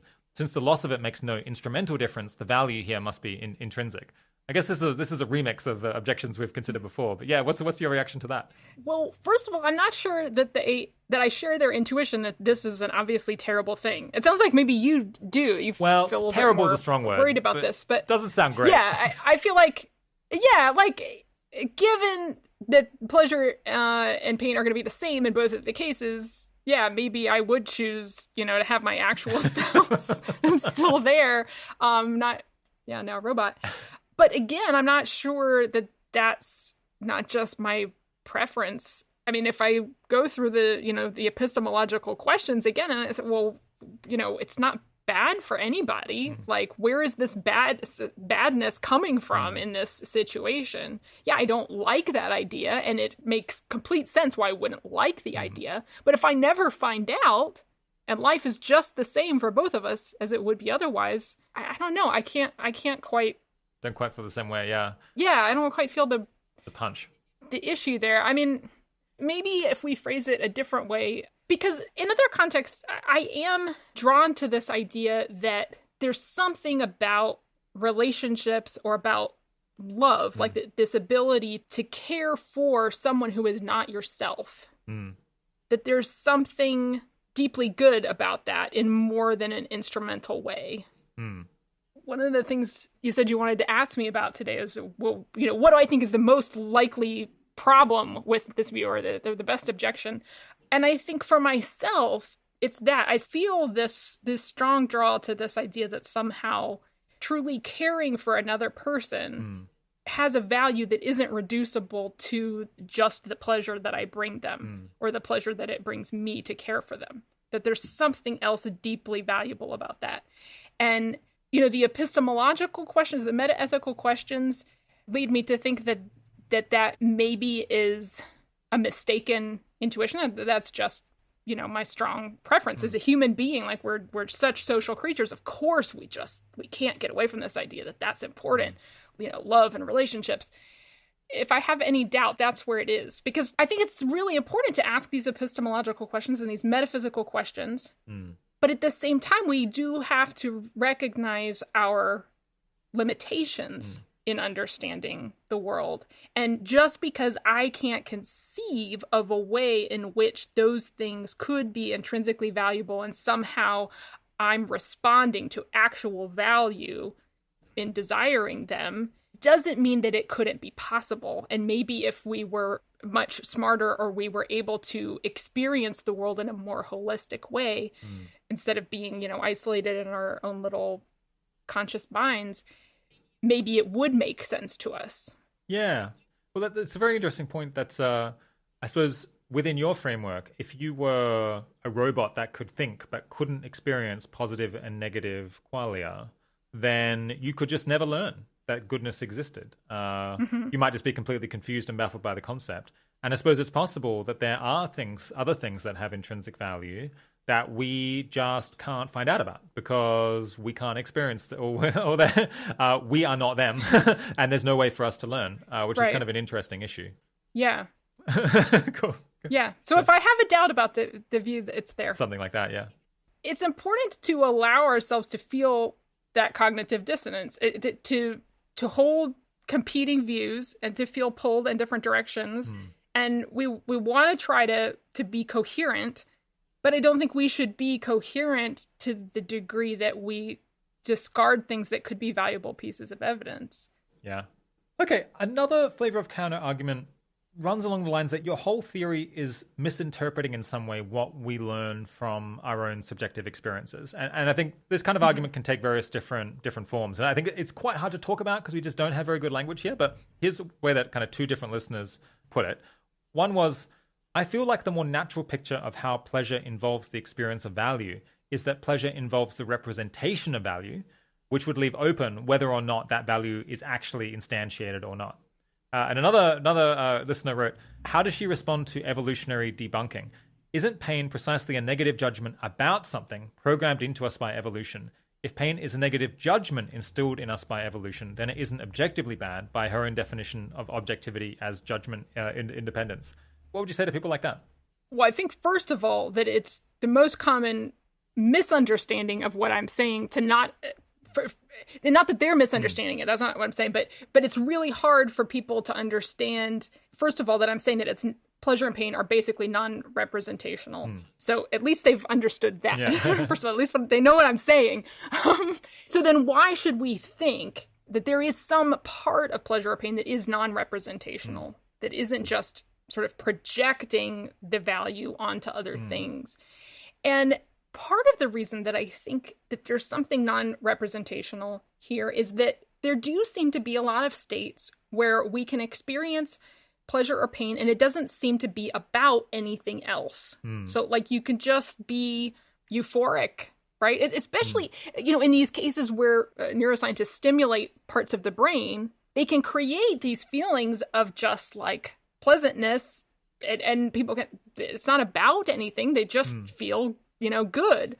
And you can have these states of dis-ease, or even, again, in one of these neuroscientific cases, there was, I forget where it was, but stimulation in a certain part of the brain would create this feeling of dread, but without any object. It was like just this terrible feeling. So people get that from night terrors when they wake up from this specific kind of, I don't actually think it's a normal nightmare. It's a specific condition that people have where they wake up just feeling this intense sense of dread, which I had as a kid. And it's not about anything. It's in fact very confusing because you just feel dread for no reason, about nothing. Which is interesting. Yeah. But sorry, go on.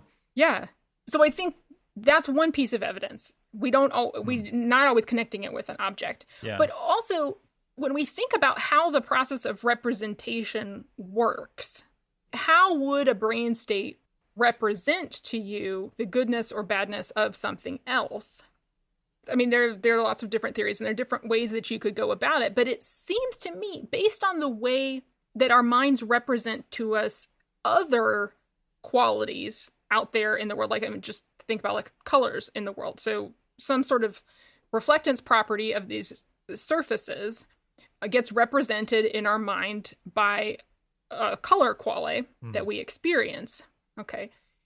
Now, it's true that it is a representation, but there's also the quale itself, which you can investigate the internal quality of what it is like, just the experiential quality of the redness. Okay. And this is what, philosophers of mind have been taking really seriously for the first time in a long time. It's this idea there's something that it's like to have these experiences, that it's not about how we're representing external objects, but it's something that it's like to have the representation.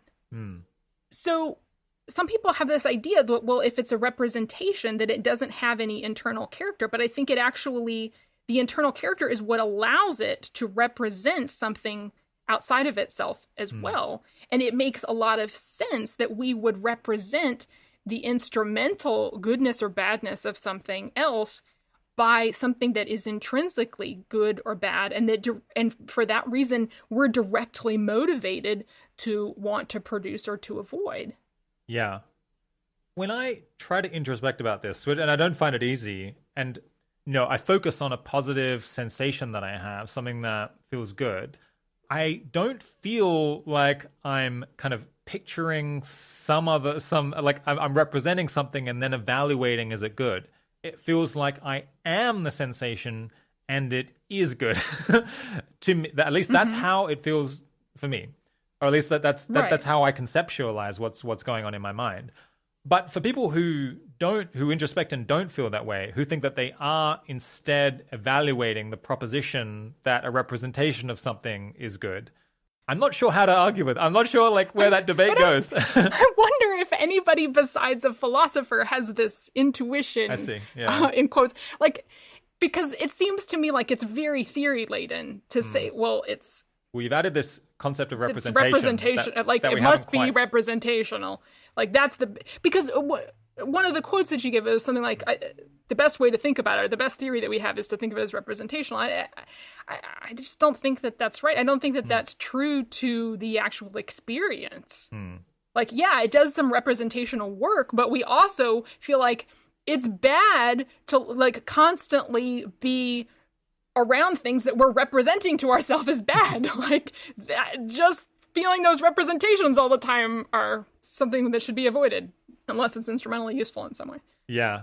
I'm not sure exactly what's the dialectic, what's the back and forth about this topic of representation versus direct acquaintance. One of the smartest philosophers I know kind of takes this view that it actually is representation and judgment in a way that's not informative in some special way. I'll see if I can find the best piece that I can defending that view, because definitely it seems plausible, because it is so hard to tease apart all of the things that are going on through our subjective experience. It's definitely a line of argument that troubles me. No, it is. I think it's definitely something that people should be working on both sides of the question, to really understand, the processes of representation. How does this happen in the brain? And then do they have these objective qualities as well, or is a necessary part of what's going on? Yeah. I've been using this language that I am the pleasure, or I am the suffering. I think you don't use that kind of language. Is there a reason for that? Yeah, I mean, I guess I didn't see any particular need to, and I feel like in some ways, like it invites people to misunderstand what you're saying because, well, I'm not just that, I'm all of these other things as well. But I do think that it's true that those experiences are constituting part of who we are. So they are part of our existence. If we think of ourselves as these conscious beings, as our consciousness being who we are, then yeah, they're part of us. Yeah. When we're experiencing them. Yeah. If listeners wanted to go away and hear kind of more objections or just a different take on metaethics than the one that you're offering, what's something they could potentially read? So the book that I was reading when I saw the need to develop this view would definitely provide a different perspective. Yeah. So that was Alan Gibbard's book, Thinking How to Live, which I read as part of Sharon Street's Metaethics course at NYU. Gibbard is an expressivist. What does that mean? So his idea is that what we're doing when we're talking about morality is we're expressing our intentions to make certain plans. We're expressing our plans to do certain things in the future, or our intentions to make certain plans in counterfactual situations. He motivated his project by saying, this is just what our concept of goodness is that, it's just this planning to do something, right? I don't know if he says this specifically, but there are plenty of anti-realists who say things like this. They said that there's no deeper kind of way that things could matter except that we desire them, or, we seek them out, and we plan to bring them about. And that just struck me as fundamentally wrong, that we do have a much deeper concept of something being good than just it being something that we seek or desire. We have these experiences of pleasure and pain, which would seem to justify our desires. Yeah. So when you experience pleasure, you're like, if you desired the thing that caused the pleasure ahead of time, then you say, oh, well, I was right to desire this. Like, it really is as good as I thought it would be. But if instead something we thought was going to be good, that we were really looking forward to and, making sure would happen, it brings us a lot of suffering. Like, oh, I was wrong to think that thing was good. Like, we measure the goodness and badness of things against this experience that we have that seems to justify desires. So that's where the idea came from. But yeah, if you want to hear the opposite point of view, that's one place that you can go for it. But there's a lot of different kinds of anti-realism out there. Yeah, are there any other kind of classic texts expounding anti-realism that I guess you might learn if you did a grad philosophy course?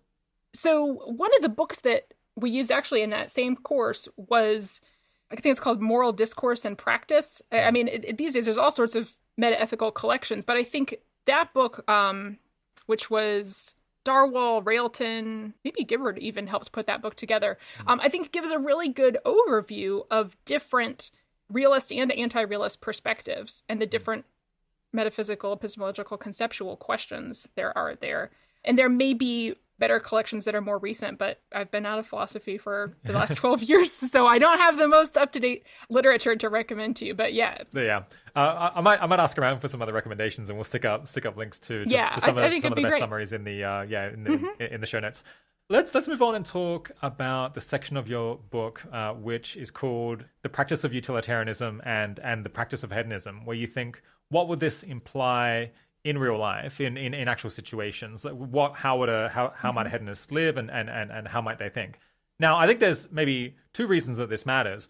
One is that, as you'll explain, there's all of these practical considerations that cause the recommendations of hedonistic utilitarianism to converge on common sense behaviors and the recommendations of many other moral systems to a degree that maybe is underappreciated. So in fact, in as much as people say hedonism can't be correct because it gives these absurd recommendations, in many cases, that's actually mistaken. Or moral realism can't be true. If this is the only way to be a moral realist, then we should just get rid of it, because hedonism is obviously a bunk. Yeah. So that's one important thing. And the other one is just, well, it'd be nice to know what potentially matters. So what kind of recommendations might come out of this. So what should we do? It's kind of the whole thing, right? Yeah. Okay, so in the book, you list 3 key practical instrumental considerations that appear in almost all actual situations in which we find ourselves that potentially can shift to a great extent what hedonism would recommend. The 3 that you single out are uncertainty, the need for coordination, and motivational limitations, all of which we've briefly mentioned before. In brief, why is accounting for uncertainty a big deal for hedonism in real-world situations? So I think it's actually a big deal for any consequentialist views. So let's be clear about that up front. It's not particularly hedonism. It's any consequentialist, even if you have a very different idea of what welfare is. But the issue is that we are trying to make decisions about what's going to happen in the future. And obviously the future isn't here yet, so we're having to make our best possible predictions about this. And so we're going to have to base that on our past experience. Now, in the past, nothing has happened that is exactly like what's going to happen in the future, right? So we have to sort of try to look for similarities between the past and the future and say, okay, well, actions of this particular type in the past generally were disutilitous, so they're probably going to be disutilitous in the future, and so on. Now, where the uncertainty thing comes in is that we don't have all of the possible information in the world. Let's go back to the experience machine thing. So we're not omniscient about the world. We're in a very limited situation, which means that we have to actually collect information to make our decisions. All right. But of course, collecting information has a cost. So we need to know, well, how much information should I collect to make any particular decision? So there's going to be a certain point at which more information is more costly than it's probably going to be worth. Okay, so we're always going to be working with partial information. Given that partial information, what sort of decision should we make? Well, we've got to examine these different kinds of acts, like we said. All right, but how generally or narrowly should we specify the kinds of acts that we're investigating the utility of? All right. So the more generally we specify them, the more relevant information we're going to have, right? Because the more past actions, the more examples of that action in the past we'll be able to look at. But some of them are probably going to be less relevant, right, to this case, right? So there's another part, we want to more narrowly specify the case because we want to eliminate anything that's irrelevant to the way that this future action is going to turn out. So this is, I think, called the reference class problem. Yeah. Where you can have a small sample of cases that are very similar to the one that you're considering and so seem especially relevant. Or you can have a very large sample of cases, many of which are not super similar to the case that you're considering. Yeah.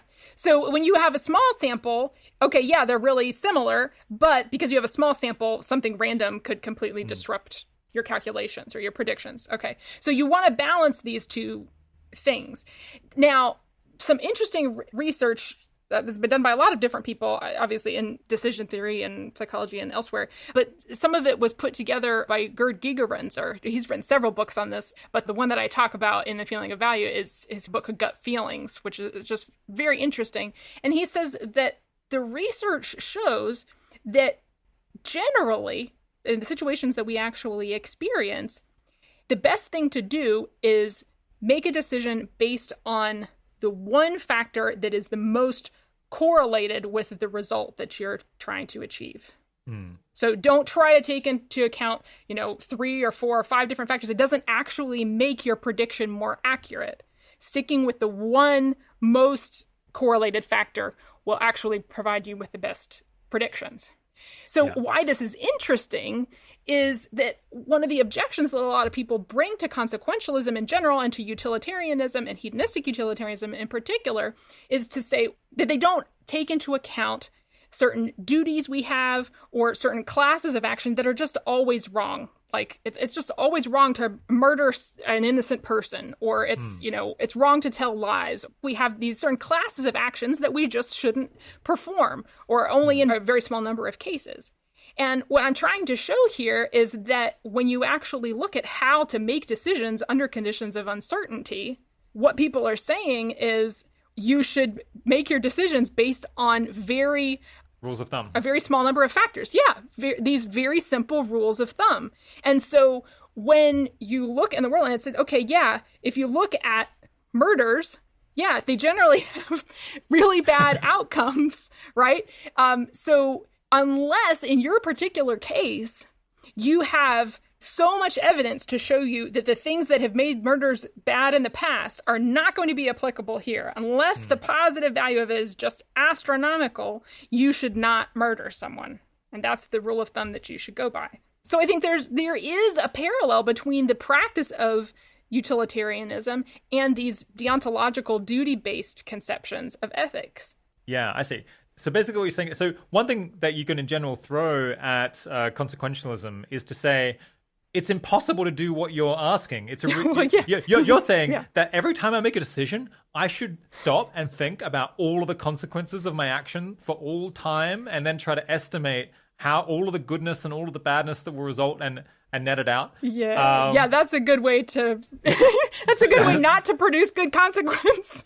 Exactly. To spend all your time worrying about the consequences. And the response is, humans are exceedingly finite creatures relative to the size of the universe and the potential consequences of our actions. And the best decision procedure for a consequentialist to follow in practice as a person is to be simplifying the decision massively and overwhelmingly following, rules of good conduct, trying to be a virtuous person because it's been demonstrated that cultivating these virtues in general is good.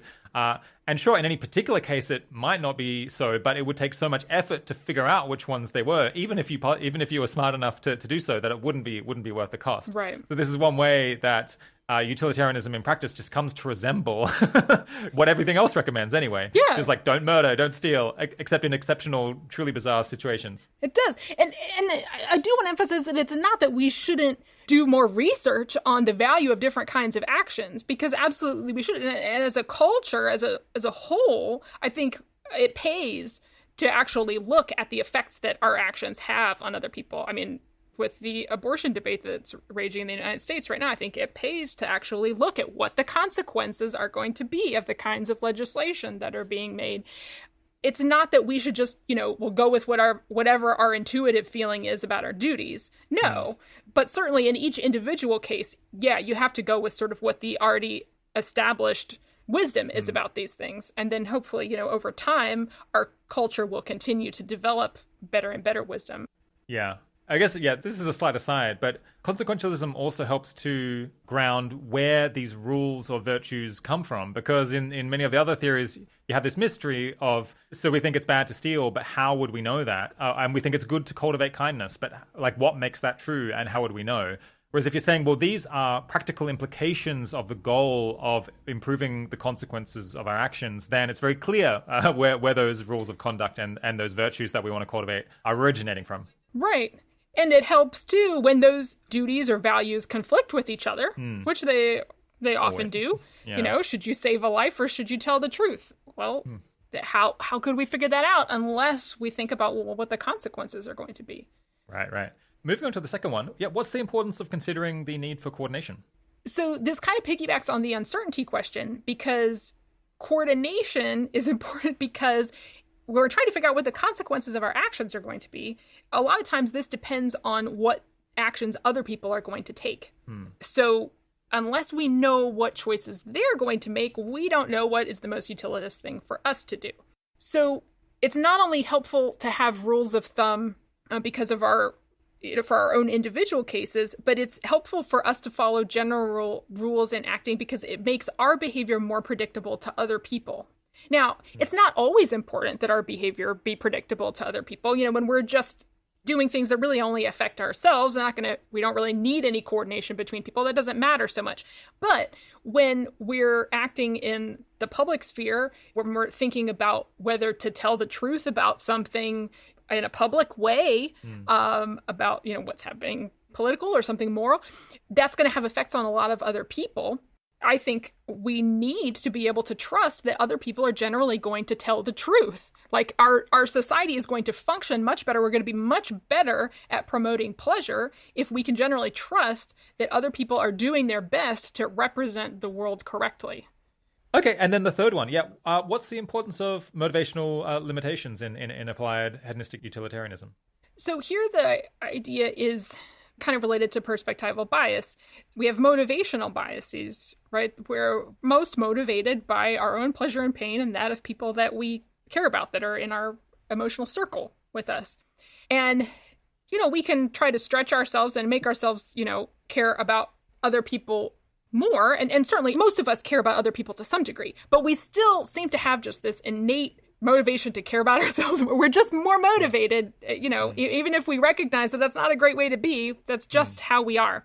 Yeah. So it's really useful when we're organizing society to have people's actions have most effect on themselves and the people that are close to them, right? So because those are the cases where their actions are going to be most likely to line up with the actual utility of what's going on. So it's not great to have your actions controlling the lives of a bunch of people that you don't really know or care about. Not going to produce much utility. But also important that we have a society where people can expect that if they pursue certain personal projects for themselves, that other people aren't going to interfere. And this is also connected to the coordination problem, right? Like we have to have some sort of way to predict that the actions that we take now are going to lead to certain consequences for the people that we care about in the future. And so if we had a world that was full of utilitarian busybodies who are constantly going around, to other people's houses and making sure that, they're doing the most utilitous thing or, interrupting what they think is the most utilitous for something else to happen, then I think overall, or over time, this ends up diminishing the motivation that any of us have to work on our particular projects because we can't know whether they're actually going to bear fruit. Like other people might decide that that's not a great project and take it away. So we need to have spheres of some level of autonomy. I think it's really important that we have that for our own lives, our own bodies, but maybe for some measure of personal property as well. That when, one person is taking care of this, certain piece of land, say, and it's going to be their responsibility and they're going to, benefit from it or experience the negative consequences if they don't take care of it, then people are much more likely to take care of land than if, it's just a free-for-all. Totally, yeah. And I think that that's a basis for some measure of rights to life and to your body and rights to some degree of property. Yeah, I guess that's one reason why utilitarians, so many lean towards liberalism as a way of organizing society. I guess kind of communist societies, they move just partially in the direction of people being able to meddle in one another's lives. So in our society, we do meddle in one another's lives through the legal system, through politics and government a bunch. Communist societies go a bit further, like certainly not all the way, and it produces all kinds of maladies and problems. I think it is very interesting that economists think of this, the issue with communism, I think they call the socialist knowledge problem, which is that people end up meddling in situations that they don't understand. And I think it is interesting that for practical reasons, even if we were all totally committed to hedonistic utilitarianism, we would think it was good that we should all act as if we cared more about our own well-being than about the well-being of others. Because nobody is in a better position to help us than us. Because we know our preferences better than anyone else possibly Ayn can. Rand, yeah. Okay, yeah. Well, I mean, so yeah, not actually. I mean, she's the most extreme version of that, but yeah. Yeah, but I think it is true that I mean, we see this, when a friend is struggling and maybe engaging, being a bit self-destructive, and we try to help them, we just realize how hard it can be to help someone else when you're not them. That there's many actions that people can take that to help themselves that just no amount of someone else or like it's extremely hard for anyone else to substitute. And so I think that, and just because we have so much more knowledge about our own circumstances, right. and we are the people who decide our own movements, that gives us a strong reason to really focus on the consequences of our actions for ourselves. Yeah, the knowledge question and the motivation question, both absolutely related. Yeah. Yeah, so I mean, all of these things, the uncertainty and the motivational limitations and coordination, I mean, they're all in there together. Yeah. But I think getting back to what you're talking about, liberalism and communism, I think, these are questions that we're constantly trying to decide, like, where should we fall on the spectrum? Exactly what kind of rights should we have? And I think utilitarianism and hedonistic utilitarianism actually gives us a framework for answering these questions. It lets us know, like, what we should be investigating in order to decide. Yeah, and how to strike the right balance between the different competing considerations. Yeah, because it's not just that rights somehow fell out of the sky, but that they're really, really useful, and how can we make them work in the best way possible? Yeah. Okay, so let's talk about this beautiful example in the book that you go through in extensive detail, and which I found really entertaining to read. It goes through this thought experiment that is often thrown in the face of consequentialism as a potential counterexample to consequentialist recommendations. And this is the idea that, imagine that you have one healthy person and 5 sick people, each of whom need a different organ in order to survive. And it seems like you could, if you wanted to, you're a surgeon, presumably in this case, you could secretly kill the healthy person and then take the different organs and save the lives of the 5. And so the argument goes, wouldn't utilitarianism, potentially both hedonistic and otherwise, recommend doing this? And also, isn't this repugnant? Now, you argue for all kinds of different reasons that, in fact, it's very unclear that utilitarianism would recommend saying yes to that scenario. Yeah, do you want to explain some of the reasons? Yeah, so, I mean, they're sort of more concrete examples of the 3 reasons that we've talked about. So we've talked about, well, why are, rights are important? Why is it important that people have a right to their own body, and that they don't have, when they go into the hospital, they're not going to be afraid that somebody's going to cut them up to save 5 other people. So this is actually the last thing that I talk about in the book, but we'll start there. What would happen in society in general if we did make this a general rule that this is how we operated? And I think we were talking about communism, and we were kind of talking about communism down to the point of sharing our bodies, right? And I think it's not going to take many years of a medical system where this is openly the way that we operate for people's overall health to degrade dramatically, because in this kind of system, you're going to be rewarding people who don't take care of their bodies, because they're like, well, if I have a problem, if I have organ failure, then somebody else will provide the organ that I need. And at the same time, you're discouraging people from taking really good care of themselves, because that just makes them better and better candidates for giving their organs to other people. So everybody's going to try to take the worst care possible of themselves, and everybody's going to end up worse off in the end. Yeah. The surgeons are prowling the streets looking for the people who are most ripped to harvest their very, very healthy organs, hypothetically. Sorry, go on. So work on that beer belly. Yeah. So that's a good reason not to do this openly. All right. But in the example that you're talking about, we're talking about doing this secretly. So this question will, maybe if we do it secretly, it will be okay. So there are still some other things that are important. First of all, we should talk about the drawbacks of secrecy itself.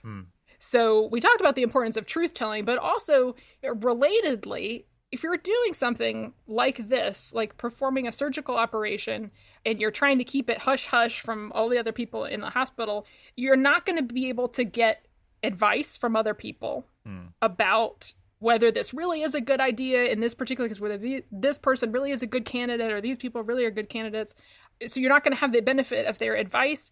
And if anything goes wrong, you're not going to be able to appeal to them for help with the worry of being discovered. And just your ability to gain more information. So you're going to have a lot of uncertainty if you're not able to ask for information from other people. Yeah. Okay, so that's one thing. But then I also think we need to think about the concrete implications of this kind of surgery, or of saying that this is the trade-off that we ought to make.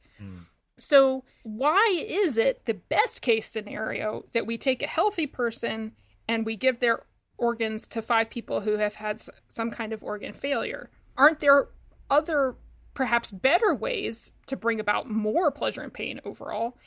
So we don't want to neglect some possibly superior alternatives. For instance, what if we take the organs of somebody who or we wait for the next person to die, and maybe they're not an organ donor, but we decide to take their organs anyway. Now, granted, maybe there are reasons that we shouldn't do that either, but it does seem less bad than taking a living person and taking their organs. So, maybe we should consider that alternative. But also this idea that, in the practical situation, there are a lot of medical concerns that go into this question. Is it really going to be better to give these organs to 5 people who obviously they have some kind of condition, at least with technology the way that it currently is?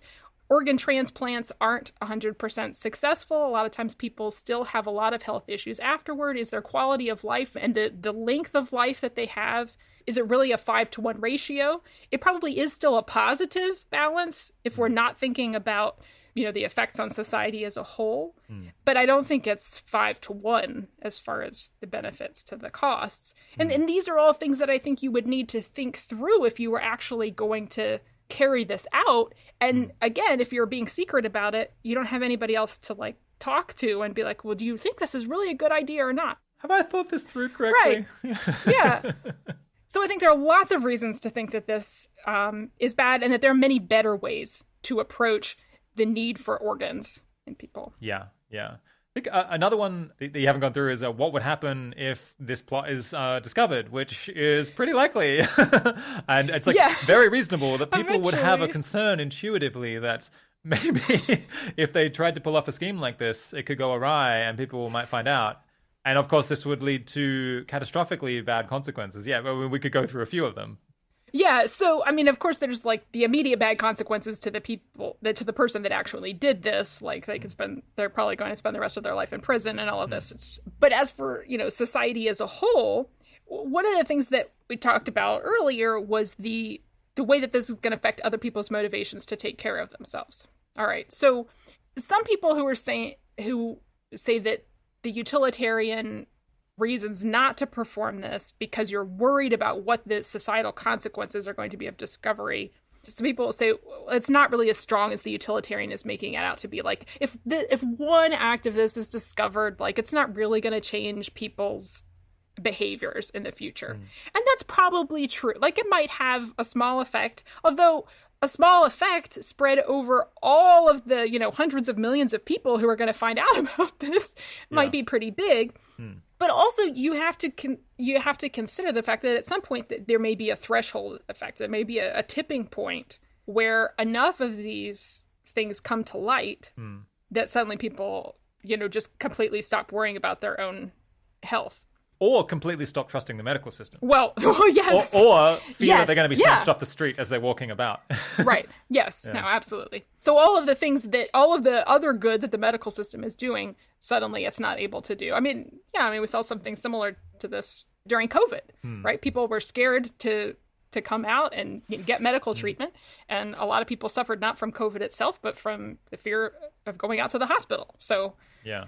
So, I think in the case where a single person contemplates doing this consideration is just so enormously decisive by itself because the possibility of them being discovered is pretty high.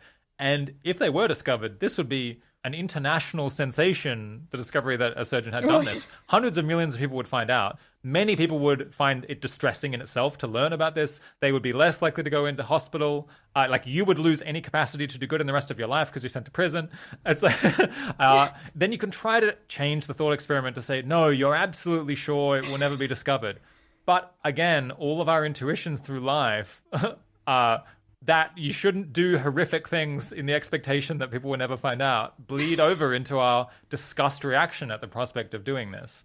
Anyway, I think basically the bottom line is that utilitarians often don't recommend, well, in practice and in principle, do not recommend the things that are thrown in their face. Right. Now let's change the case a little bit. And let's say that somehow by killing an innocent person, you could save 100 innocent lives. I think there's, I don't know exactly what the case should be. And it's not going to be a secret. People are going to find out that you did this. And indeed, you might be proud that you did it because you're going to argue, well, I had to kill this one person. It was the only way to save these other 100 people. Mm-hmm. In that case, I can see the argument against it. I can also see the case in favor of it. Yeah. We do kind of face these conflicting intuitions. And I think most people would, again, they might feel conflicted, but they might say that they would do it. And so, again... Well, it does seem like for anybody, there's a certain point be a level, where if there's enough people saved, then they're okay with it. Exactly. So then kind of, we're just haggling on the level. And I think that, again, can kind of be explained and made consistent with the fact that we're kind of doing this consequentialist calculation to some extent, trying to take into account how much this violates good norms of behavior, trying to account for our potential bias in favor of actions that feel good for us, trying to take into account how much this is going to screw up the coordination across society, and on and on and on. Right. Our intuitions, actually, I would say, when you think about all of the different things that have to go into this cake, all of the different ingredients, our intuitions are actually remarkably in tune with what actually would be good from a consequentialist point of view. In these instances, that the tension is much less than might be initially supposed. It does seem so. I like that you say that it's remarkable, because I think it is. I mean, it's pretty amazing that we have come up with a system that does work as well as it does from a utilitarian standpoint, even though most of us are not consciously utilitarians. Yeah. We wouldn't use the label, but we do seem to ultimately make our decisions in that way. Yeah, right. Okay, so let's push on a little bit to maybe some cases where hedonistic utilitarianism could have implications that people might find reasonably counterintuitive that they don't often consider. I think one that really stands out to me is that I didn't know this, but apparently people, when they lose the ability to feel pain in parts of their body, they stop taking care of those parts of their body. So one thing is that they can't tell when they're hurting it. So the pain is useful as an information source, but it turns out that it's also incredibly important as a motivation source, because even when you add kind of prosthetics, kind of medical devices that are there to indicate tissue damage, turns out that people who can't feel pain, they prefer to just turn off the buzzer that's telling them that they're hurting that they're damaging their body, which is kind of remarkable. Or at least I'm sure this doesn't happen every time, but like reasonably often enough, they just decide to dismiss the notification to the point that they still hurt themselves. And then you can try to motivate people by having those prosthetics actually zap them on the skin on some other part where they can still feel sensation. Again, in that case, if they have the option to turn off the buzzer, they turn off the zapping reasonably often, such that they still nonetheless hurt themselves. So ability to feel physical pain is very important it seems as a motivation device. But it seems like, couldn't we create motivation a different way? Couldn't we try to change people and potentially animals such that when we're not damaging ourselves, we feel just incredible bliss. We feel fantastically positive. And then, as kind of punishment and motivation and information, when we're causing tissue damage, we simply feel less wonderful. We still feel good, so there's no suffering involved. However, some of the bliss is withdrawn. Now, this would be seemingly good from a hedonistic utilitarian point of view, because we might still be informed and motivated to take good actions, but you could almost entirely get rid of suffering and instead just have much higher levels of well-being at all points in time. What do you make of that? If it was possible. Well, I think it would be great if it was possible. I mean, that would be the way to go. I have serious reservations about whether it is possible. So I was thinking a lot about this because you told me ahead of time that you wanted to talk about this. And I was trying to think about, why do we have this system where there's actually negative value? It's not just, not great value and little more value and the best value. And it seems to me that we need a state where in the present, we're feeling something that is actually negative, that it would be better if it didn't exist, because that is more motivating for us to get rid of whatever the stimulus is that's creating that pain than it is just to have the idea that, well, if I did something else, I'd feel even more pleasure. Because that is depending on you imagining something that doesn't exist, that this other state that would be better. Whereas when you're experiencing the pain, it's like, clearly this is bad. I just want to get rid of this. I mean, it does feel to me that if I was feeling really fantastic for some reason, and then I took some action that then made that be withdrawn, that I would be motivated, at least to some degree, to undo that and get back to feeling even better. But it is true, I suppose, that the absence of pleasure is less kind of immediately grabbing. It doesn't scream at your attention in the same way that physical pain does. Yeah, well, and I wonder if there's a connection with what we were talking about with the status quo bias. So if your current status is okay, then it's less important to you to seek out, how else it could be better. Whereas if your current status is not okay, then you're definitely looking for ways to make this better. Yeah. So a good reason to think that you're right is that evolution has designed us the way that it has. So evolution tried to design minds that are effective at survival and replication and so on. And it's included suffering in that, right? Rather than mere withdrawal of pleasure, even though presumably evolution could have designed it this other way, where it's merely gradients of positivity. I suppose we might find that perhaps gradients of pleasure is less motivating, but maybe it's sufficiently motivating to get us by, and we gain so much from the fact that we no longer have to suffer and that we feel great all the time, that it would still be a net benefit. Even if maybe we have to have a bit more conscientiousness and diligence towards paying attention to harmful things. I think it's worth looking into. Yeah.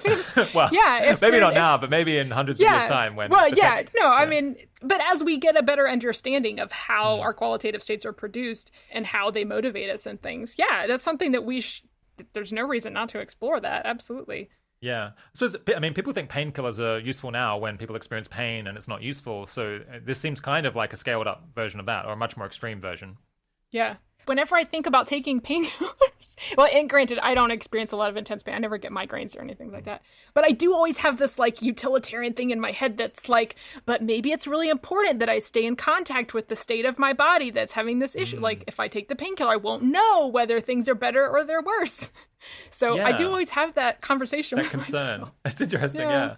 I mean, it makes sense. I guess the times that we take painkillers are when we've already responded to the problem as much as we think that we practically can, and then we're just like, okay, the pain's not helpful anymore.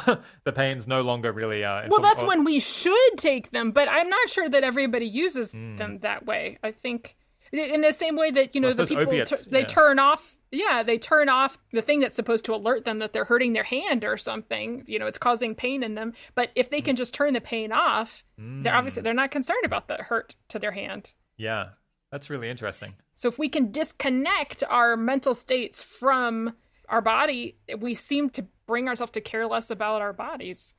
Okay, here's another potential wacky implication, especially, I suppose, once technology frees us from the constraints that we're potentially used to and that our intuitions are designed around. So it seems like maybe at some point we'll be able to understand more about how the human brain works, and we'll be able to study the circuits that seem to always be lighting up and associated with the experience of negative qualia. And then we might think, well, maybe at that point we'll figure out what information is being processed, like what fundamentally is happening in the brain that is generating the negative qualia. Oh, sorry, not negative, positive qualia in this case. So we figure out what happens in the brain that causes pleasure. And then we might think, well, could we design a machine that does that outside of the human brain?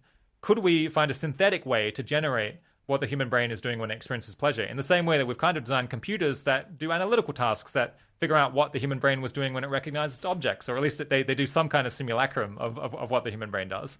Then we're off to the races. And then we can just potentially create limitless amounts of pleasure on computers, say.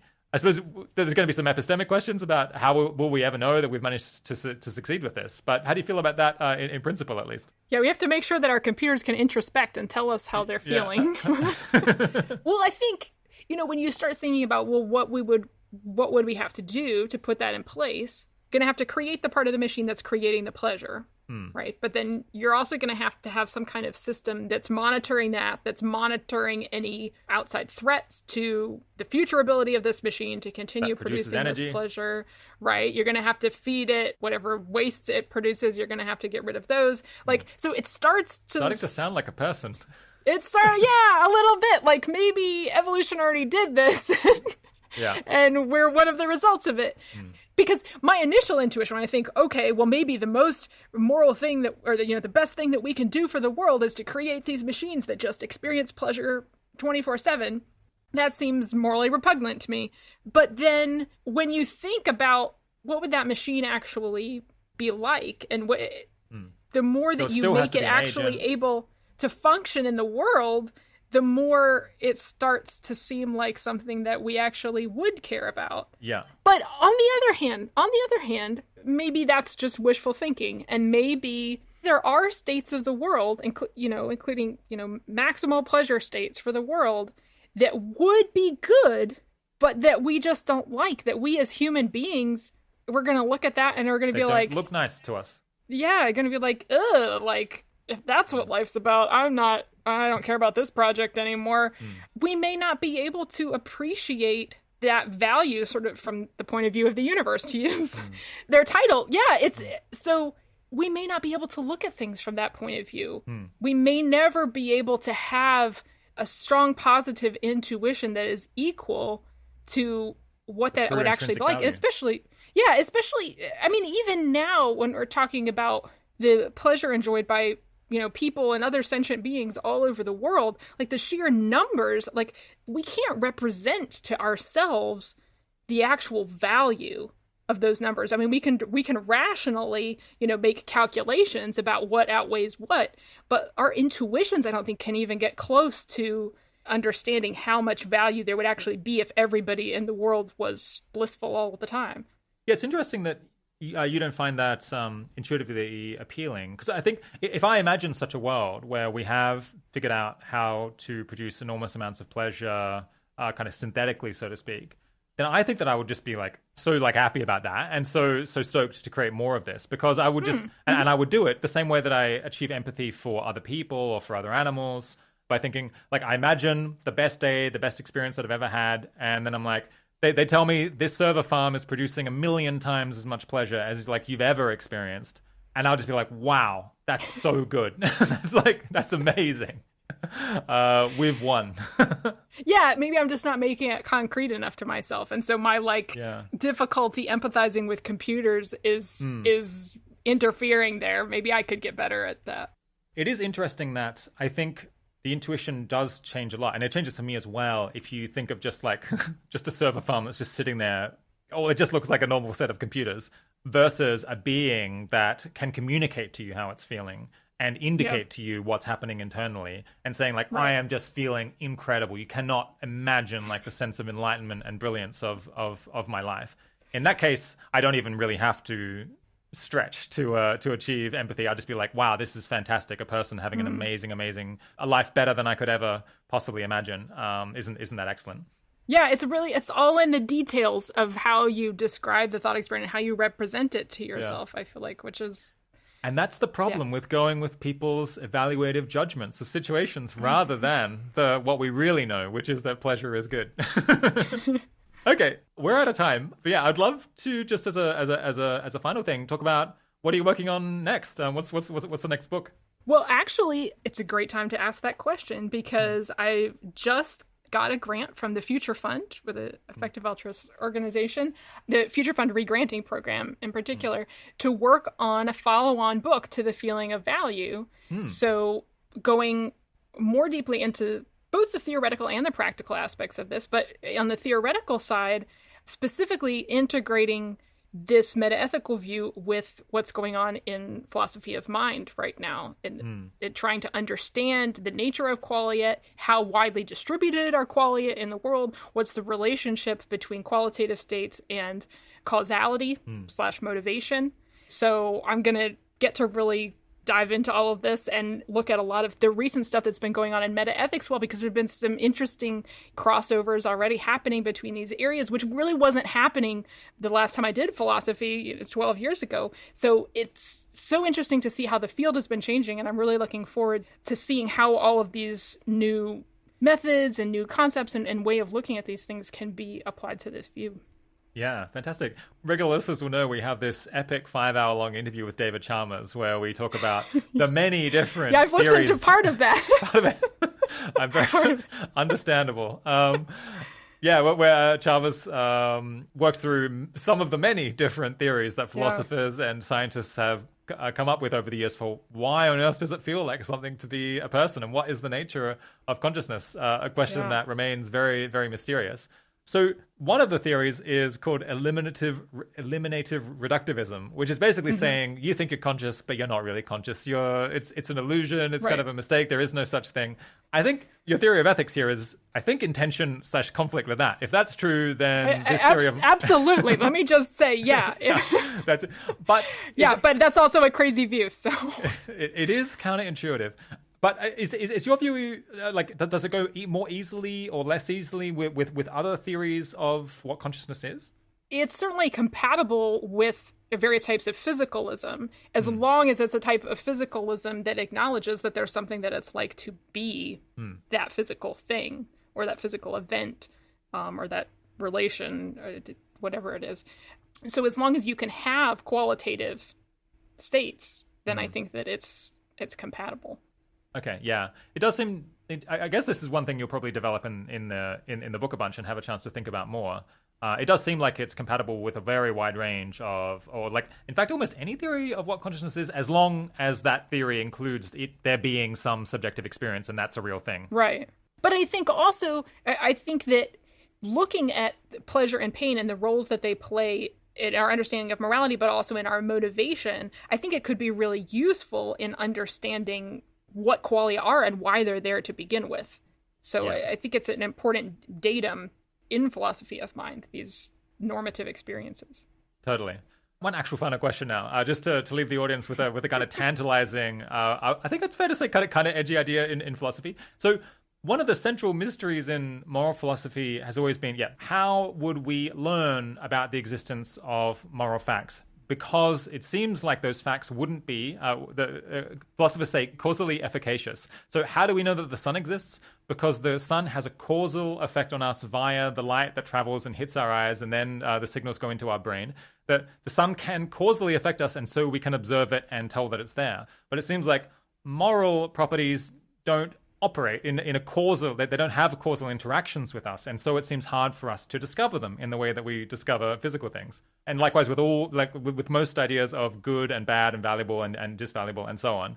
But you maybe have a theory that in fact value and moral facts in fact are causally efficacious in the world. Do you want to explain how that could possibly be true? Yeah, so I think they're causally efficacious because they are properties of our consciousness, and I think that our consciousness is causally efficacious. Now, not everybody thinks that. So the versions of physicalism that are epiphenomenal, that say what it's like to be something, the qualia are there, but they don't really do any causal work. The world isn't causally different because of them. They wouldn't agree with this part of my view, but maybe they're separable.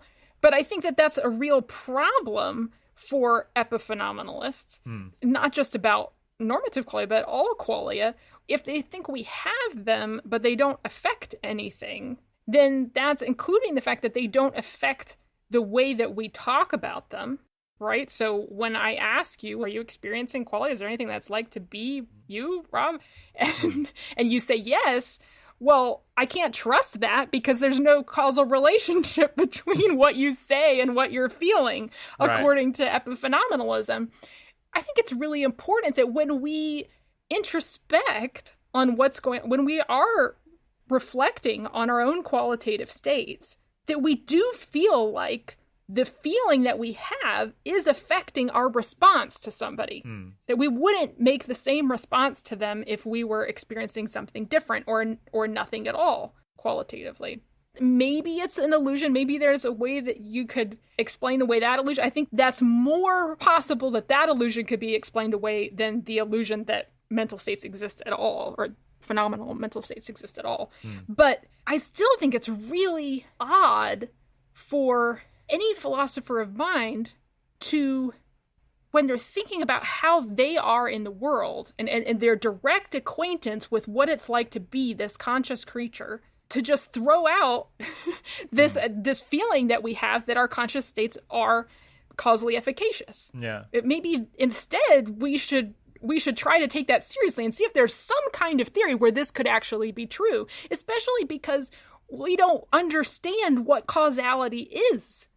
You know, we just see that certain events happen together, but we don't understand what it is that makes them happen. But maybe in our experience of conscious states, maybe we're actually sort of getting an inside scoop on how causality happens in the world.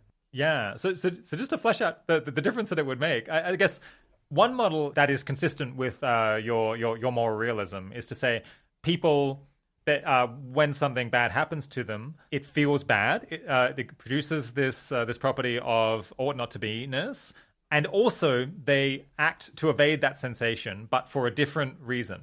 But on this model, where in fact the properties of the sensation itself are causally efficacious, you would say they experience a sensation. It has this negative qualia, and that's what causes the being to act to avoid it. It's the nature of the feeling that is causing that is driving the behavior, like in a way that couldn't be otherwise. Which I find just a super tantalizing. I suspect that while this is super cool, it might not really work out. I can see some problems with it, but it's a super tantalizing idea. I would love something for it that should at least be explored in more depth, and that's part of what I want to do in this book. At least go a little bit farther than some other people have. I mean, because people have put forward views like this. You know, Alfred North Whitehead is probably the most famous with his whole process philosophy, this idea that, qualia are causally efficacious. And with the return to panpsychism these days in philosophy of mind is becoming much more popular, maybe people are going to be more interested in what Whitehead had to say about that. Yeah, well, I can't wait to read the book. My guest today has been Sharon Hewitt Rawlette. Thanks so much for coming on the 80,000 Hours podcast, Sharon. Thank you. Great talking to you, Rob. First today, I want to let you know that we've got 2 new interviews on our other show, 80K After Hours, which you might want to check out. They're both experiments with what happens when I interview someone for an hour without having done much preparation at all. And the episodes are Andres Jimenez Soria on the Shrimp Welfare Project and Kuhan Jayapragasan on Effective Altruism University Groups. And a second notification is that we're looking for another audio editor to join our podcasting team. We're hoping to create a lot more content for both the 80,000 Hours podcast and 80K After Hours, and we could really use some extra help to make that practical. You'd be working with our lead audio engineer, Ben Cordell, on both shows, and this part-time remote role would include audio mastering, removing silences, taking out filler words, and generally making us and the people we talk to sound smarter than we actually are in real life. We're looking for someone with at least a year of experience doing broadly similar work, and ideally someone who gets what we're trying to do and is excited about more of it existing. So if you want to get paid competitive industry rates to listen to 80,000 Hours podcasts, or know someone we should reach out to who might be interested in that, please let us know by sending an email to podcast@80,000hours.org. All right, the 80,000 Hours podcast is produced and edited by Kieran Harris, audio mastering and technical editing for this episode by Ryan Kessler. Full transcripts and an extensive collection of links to learn more are available on our site and put together by Katie Moore. Thanks for joining. Talk to you again soon.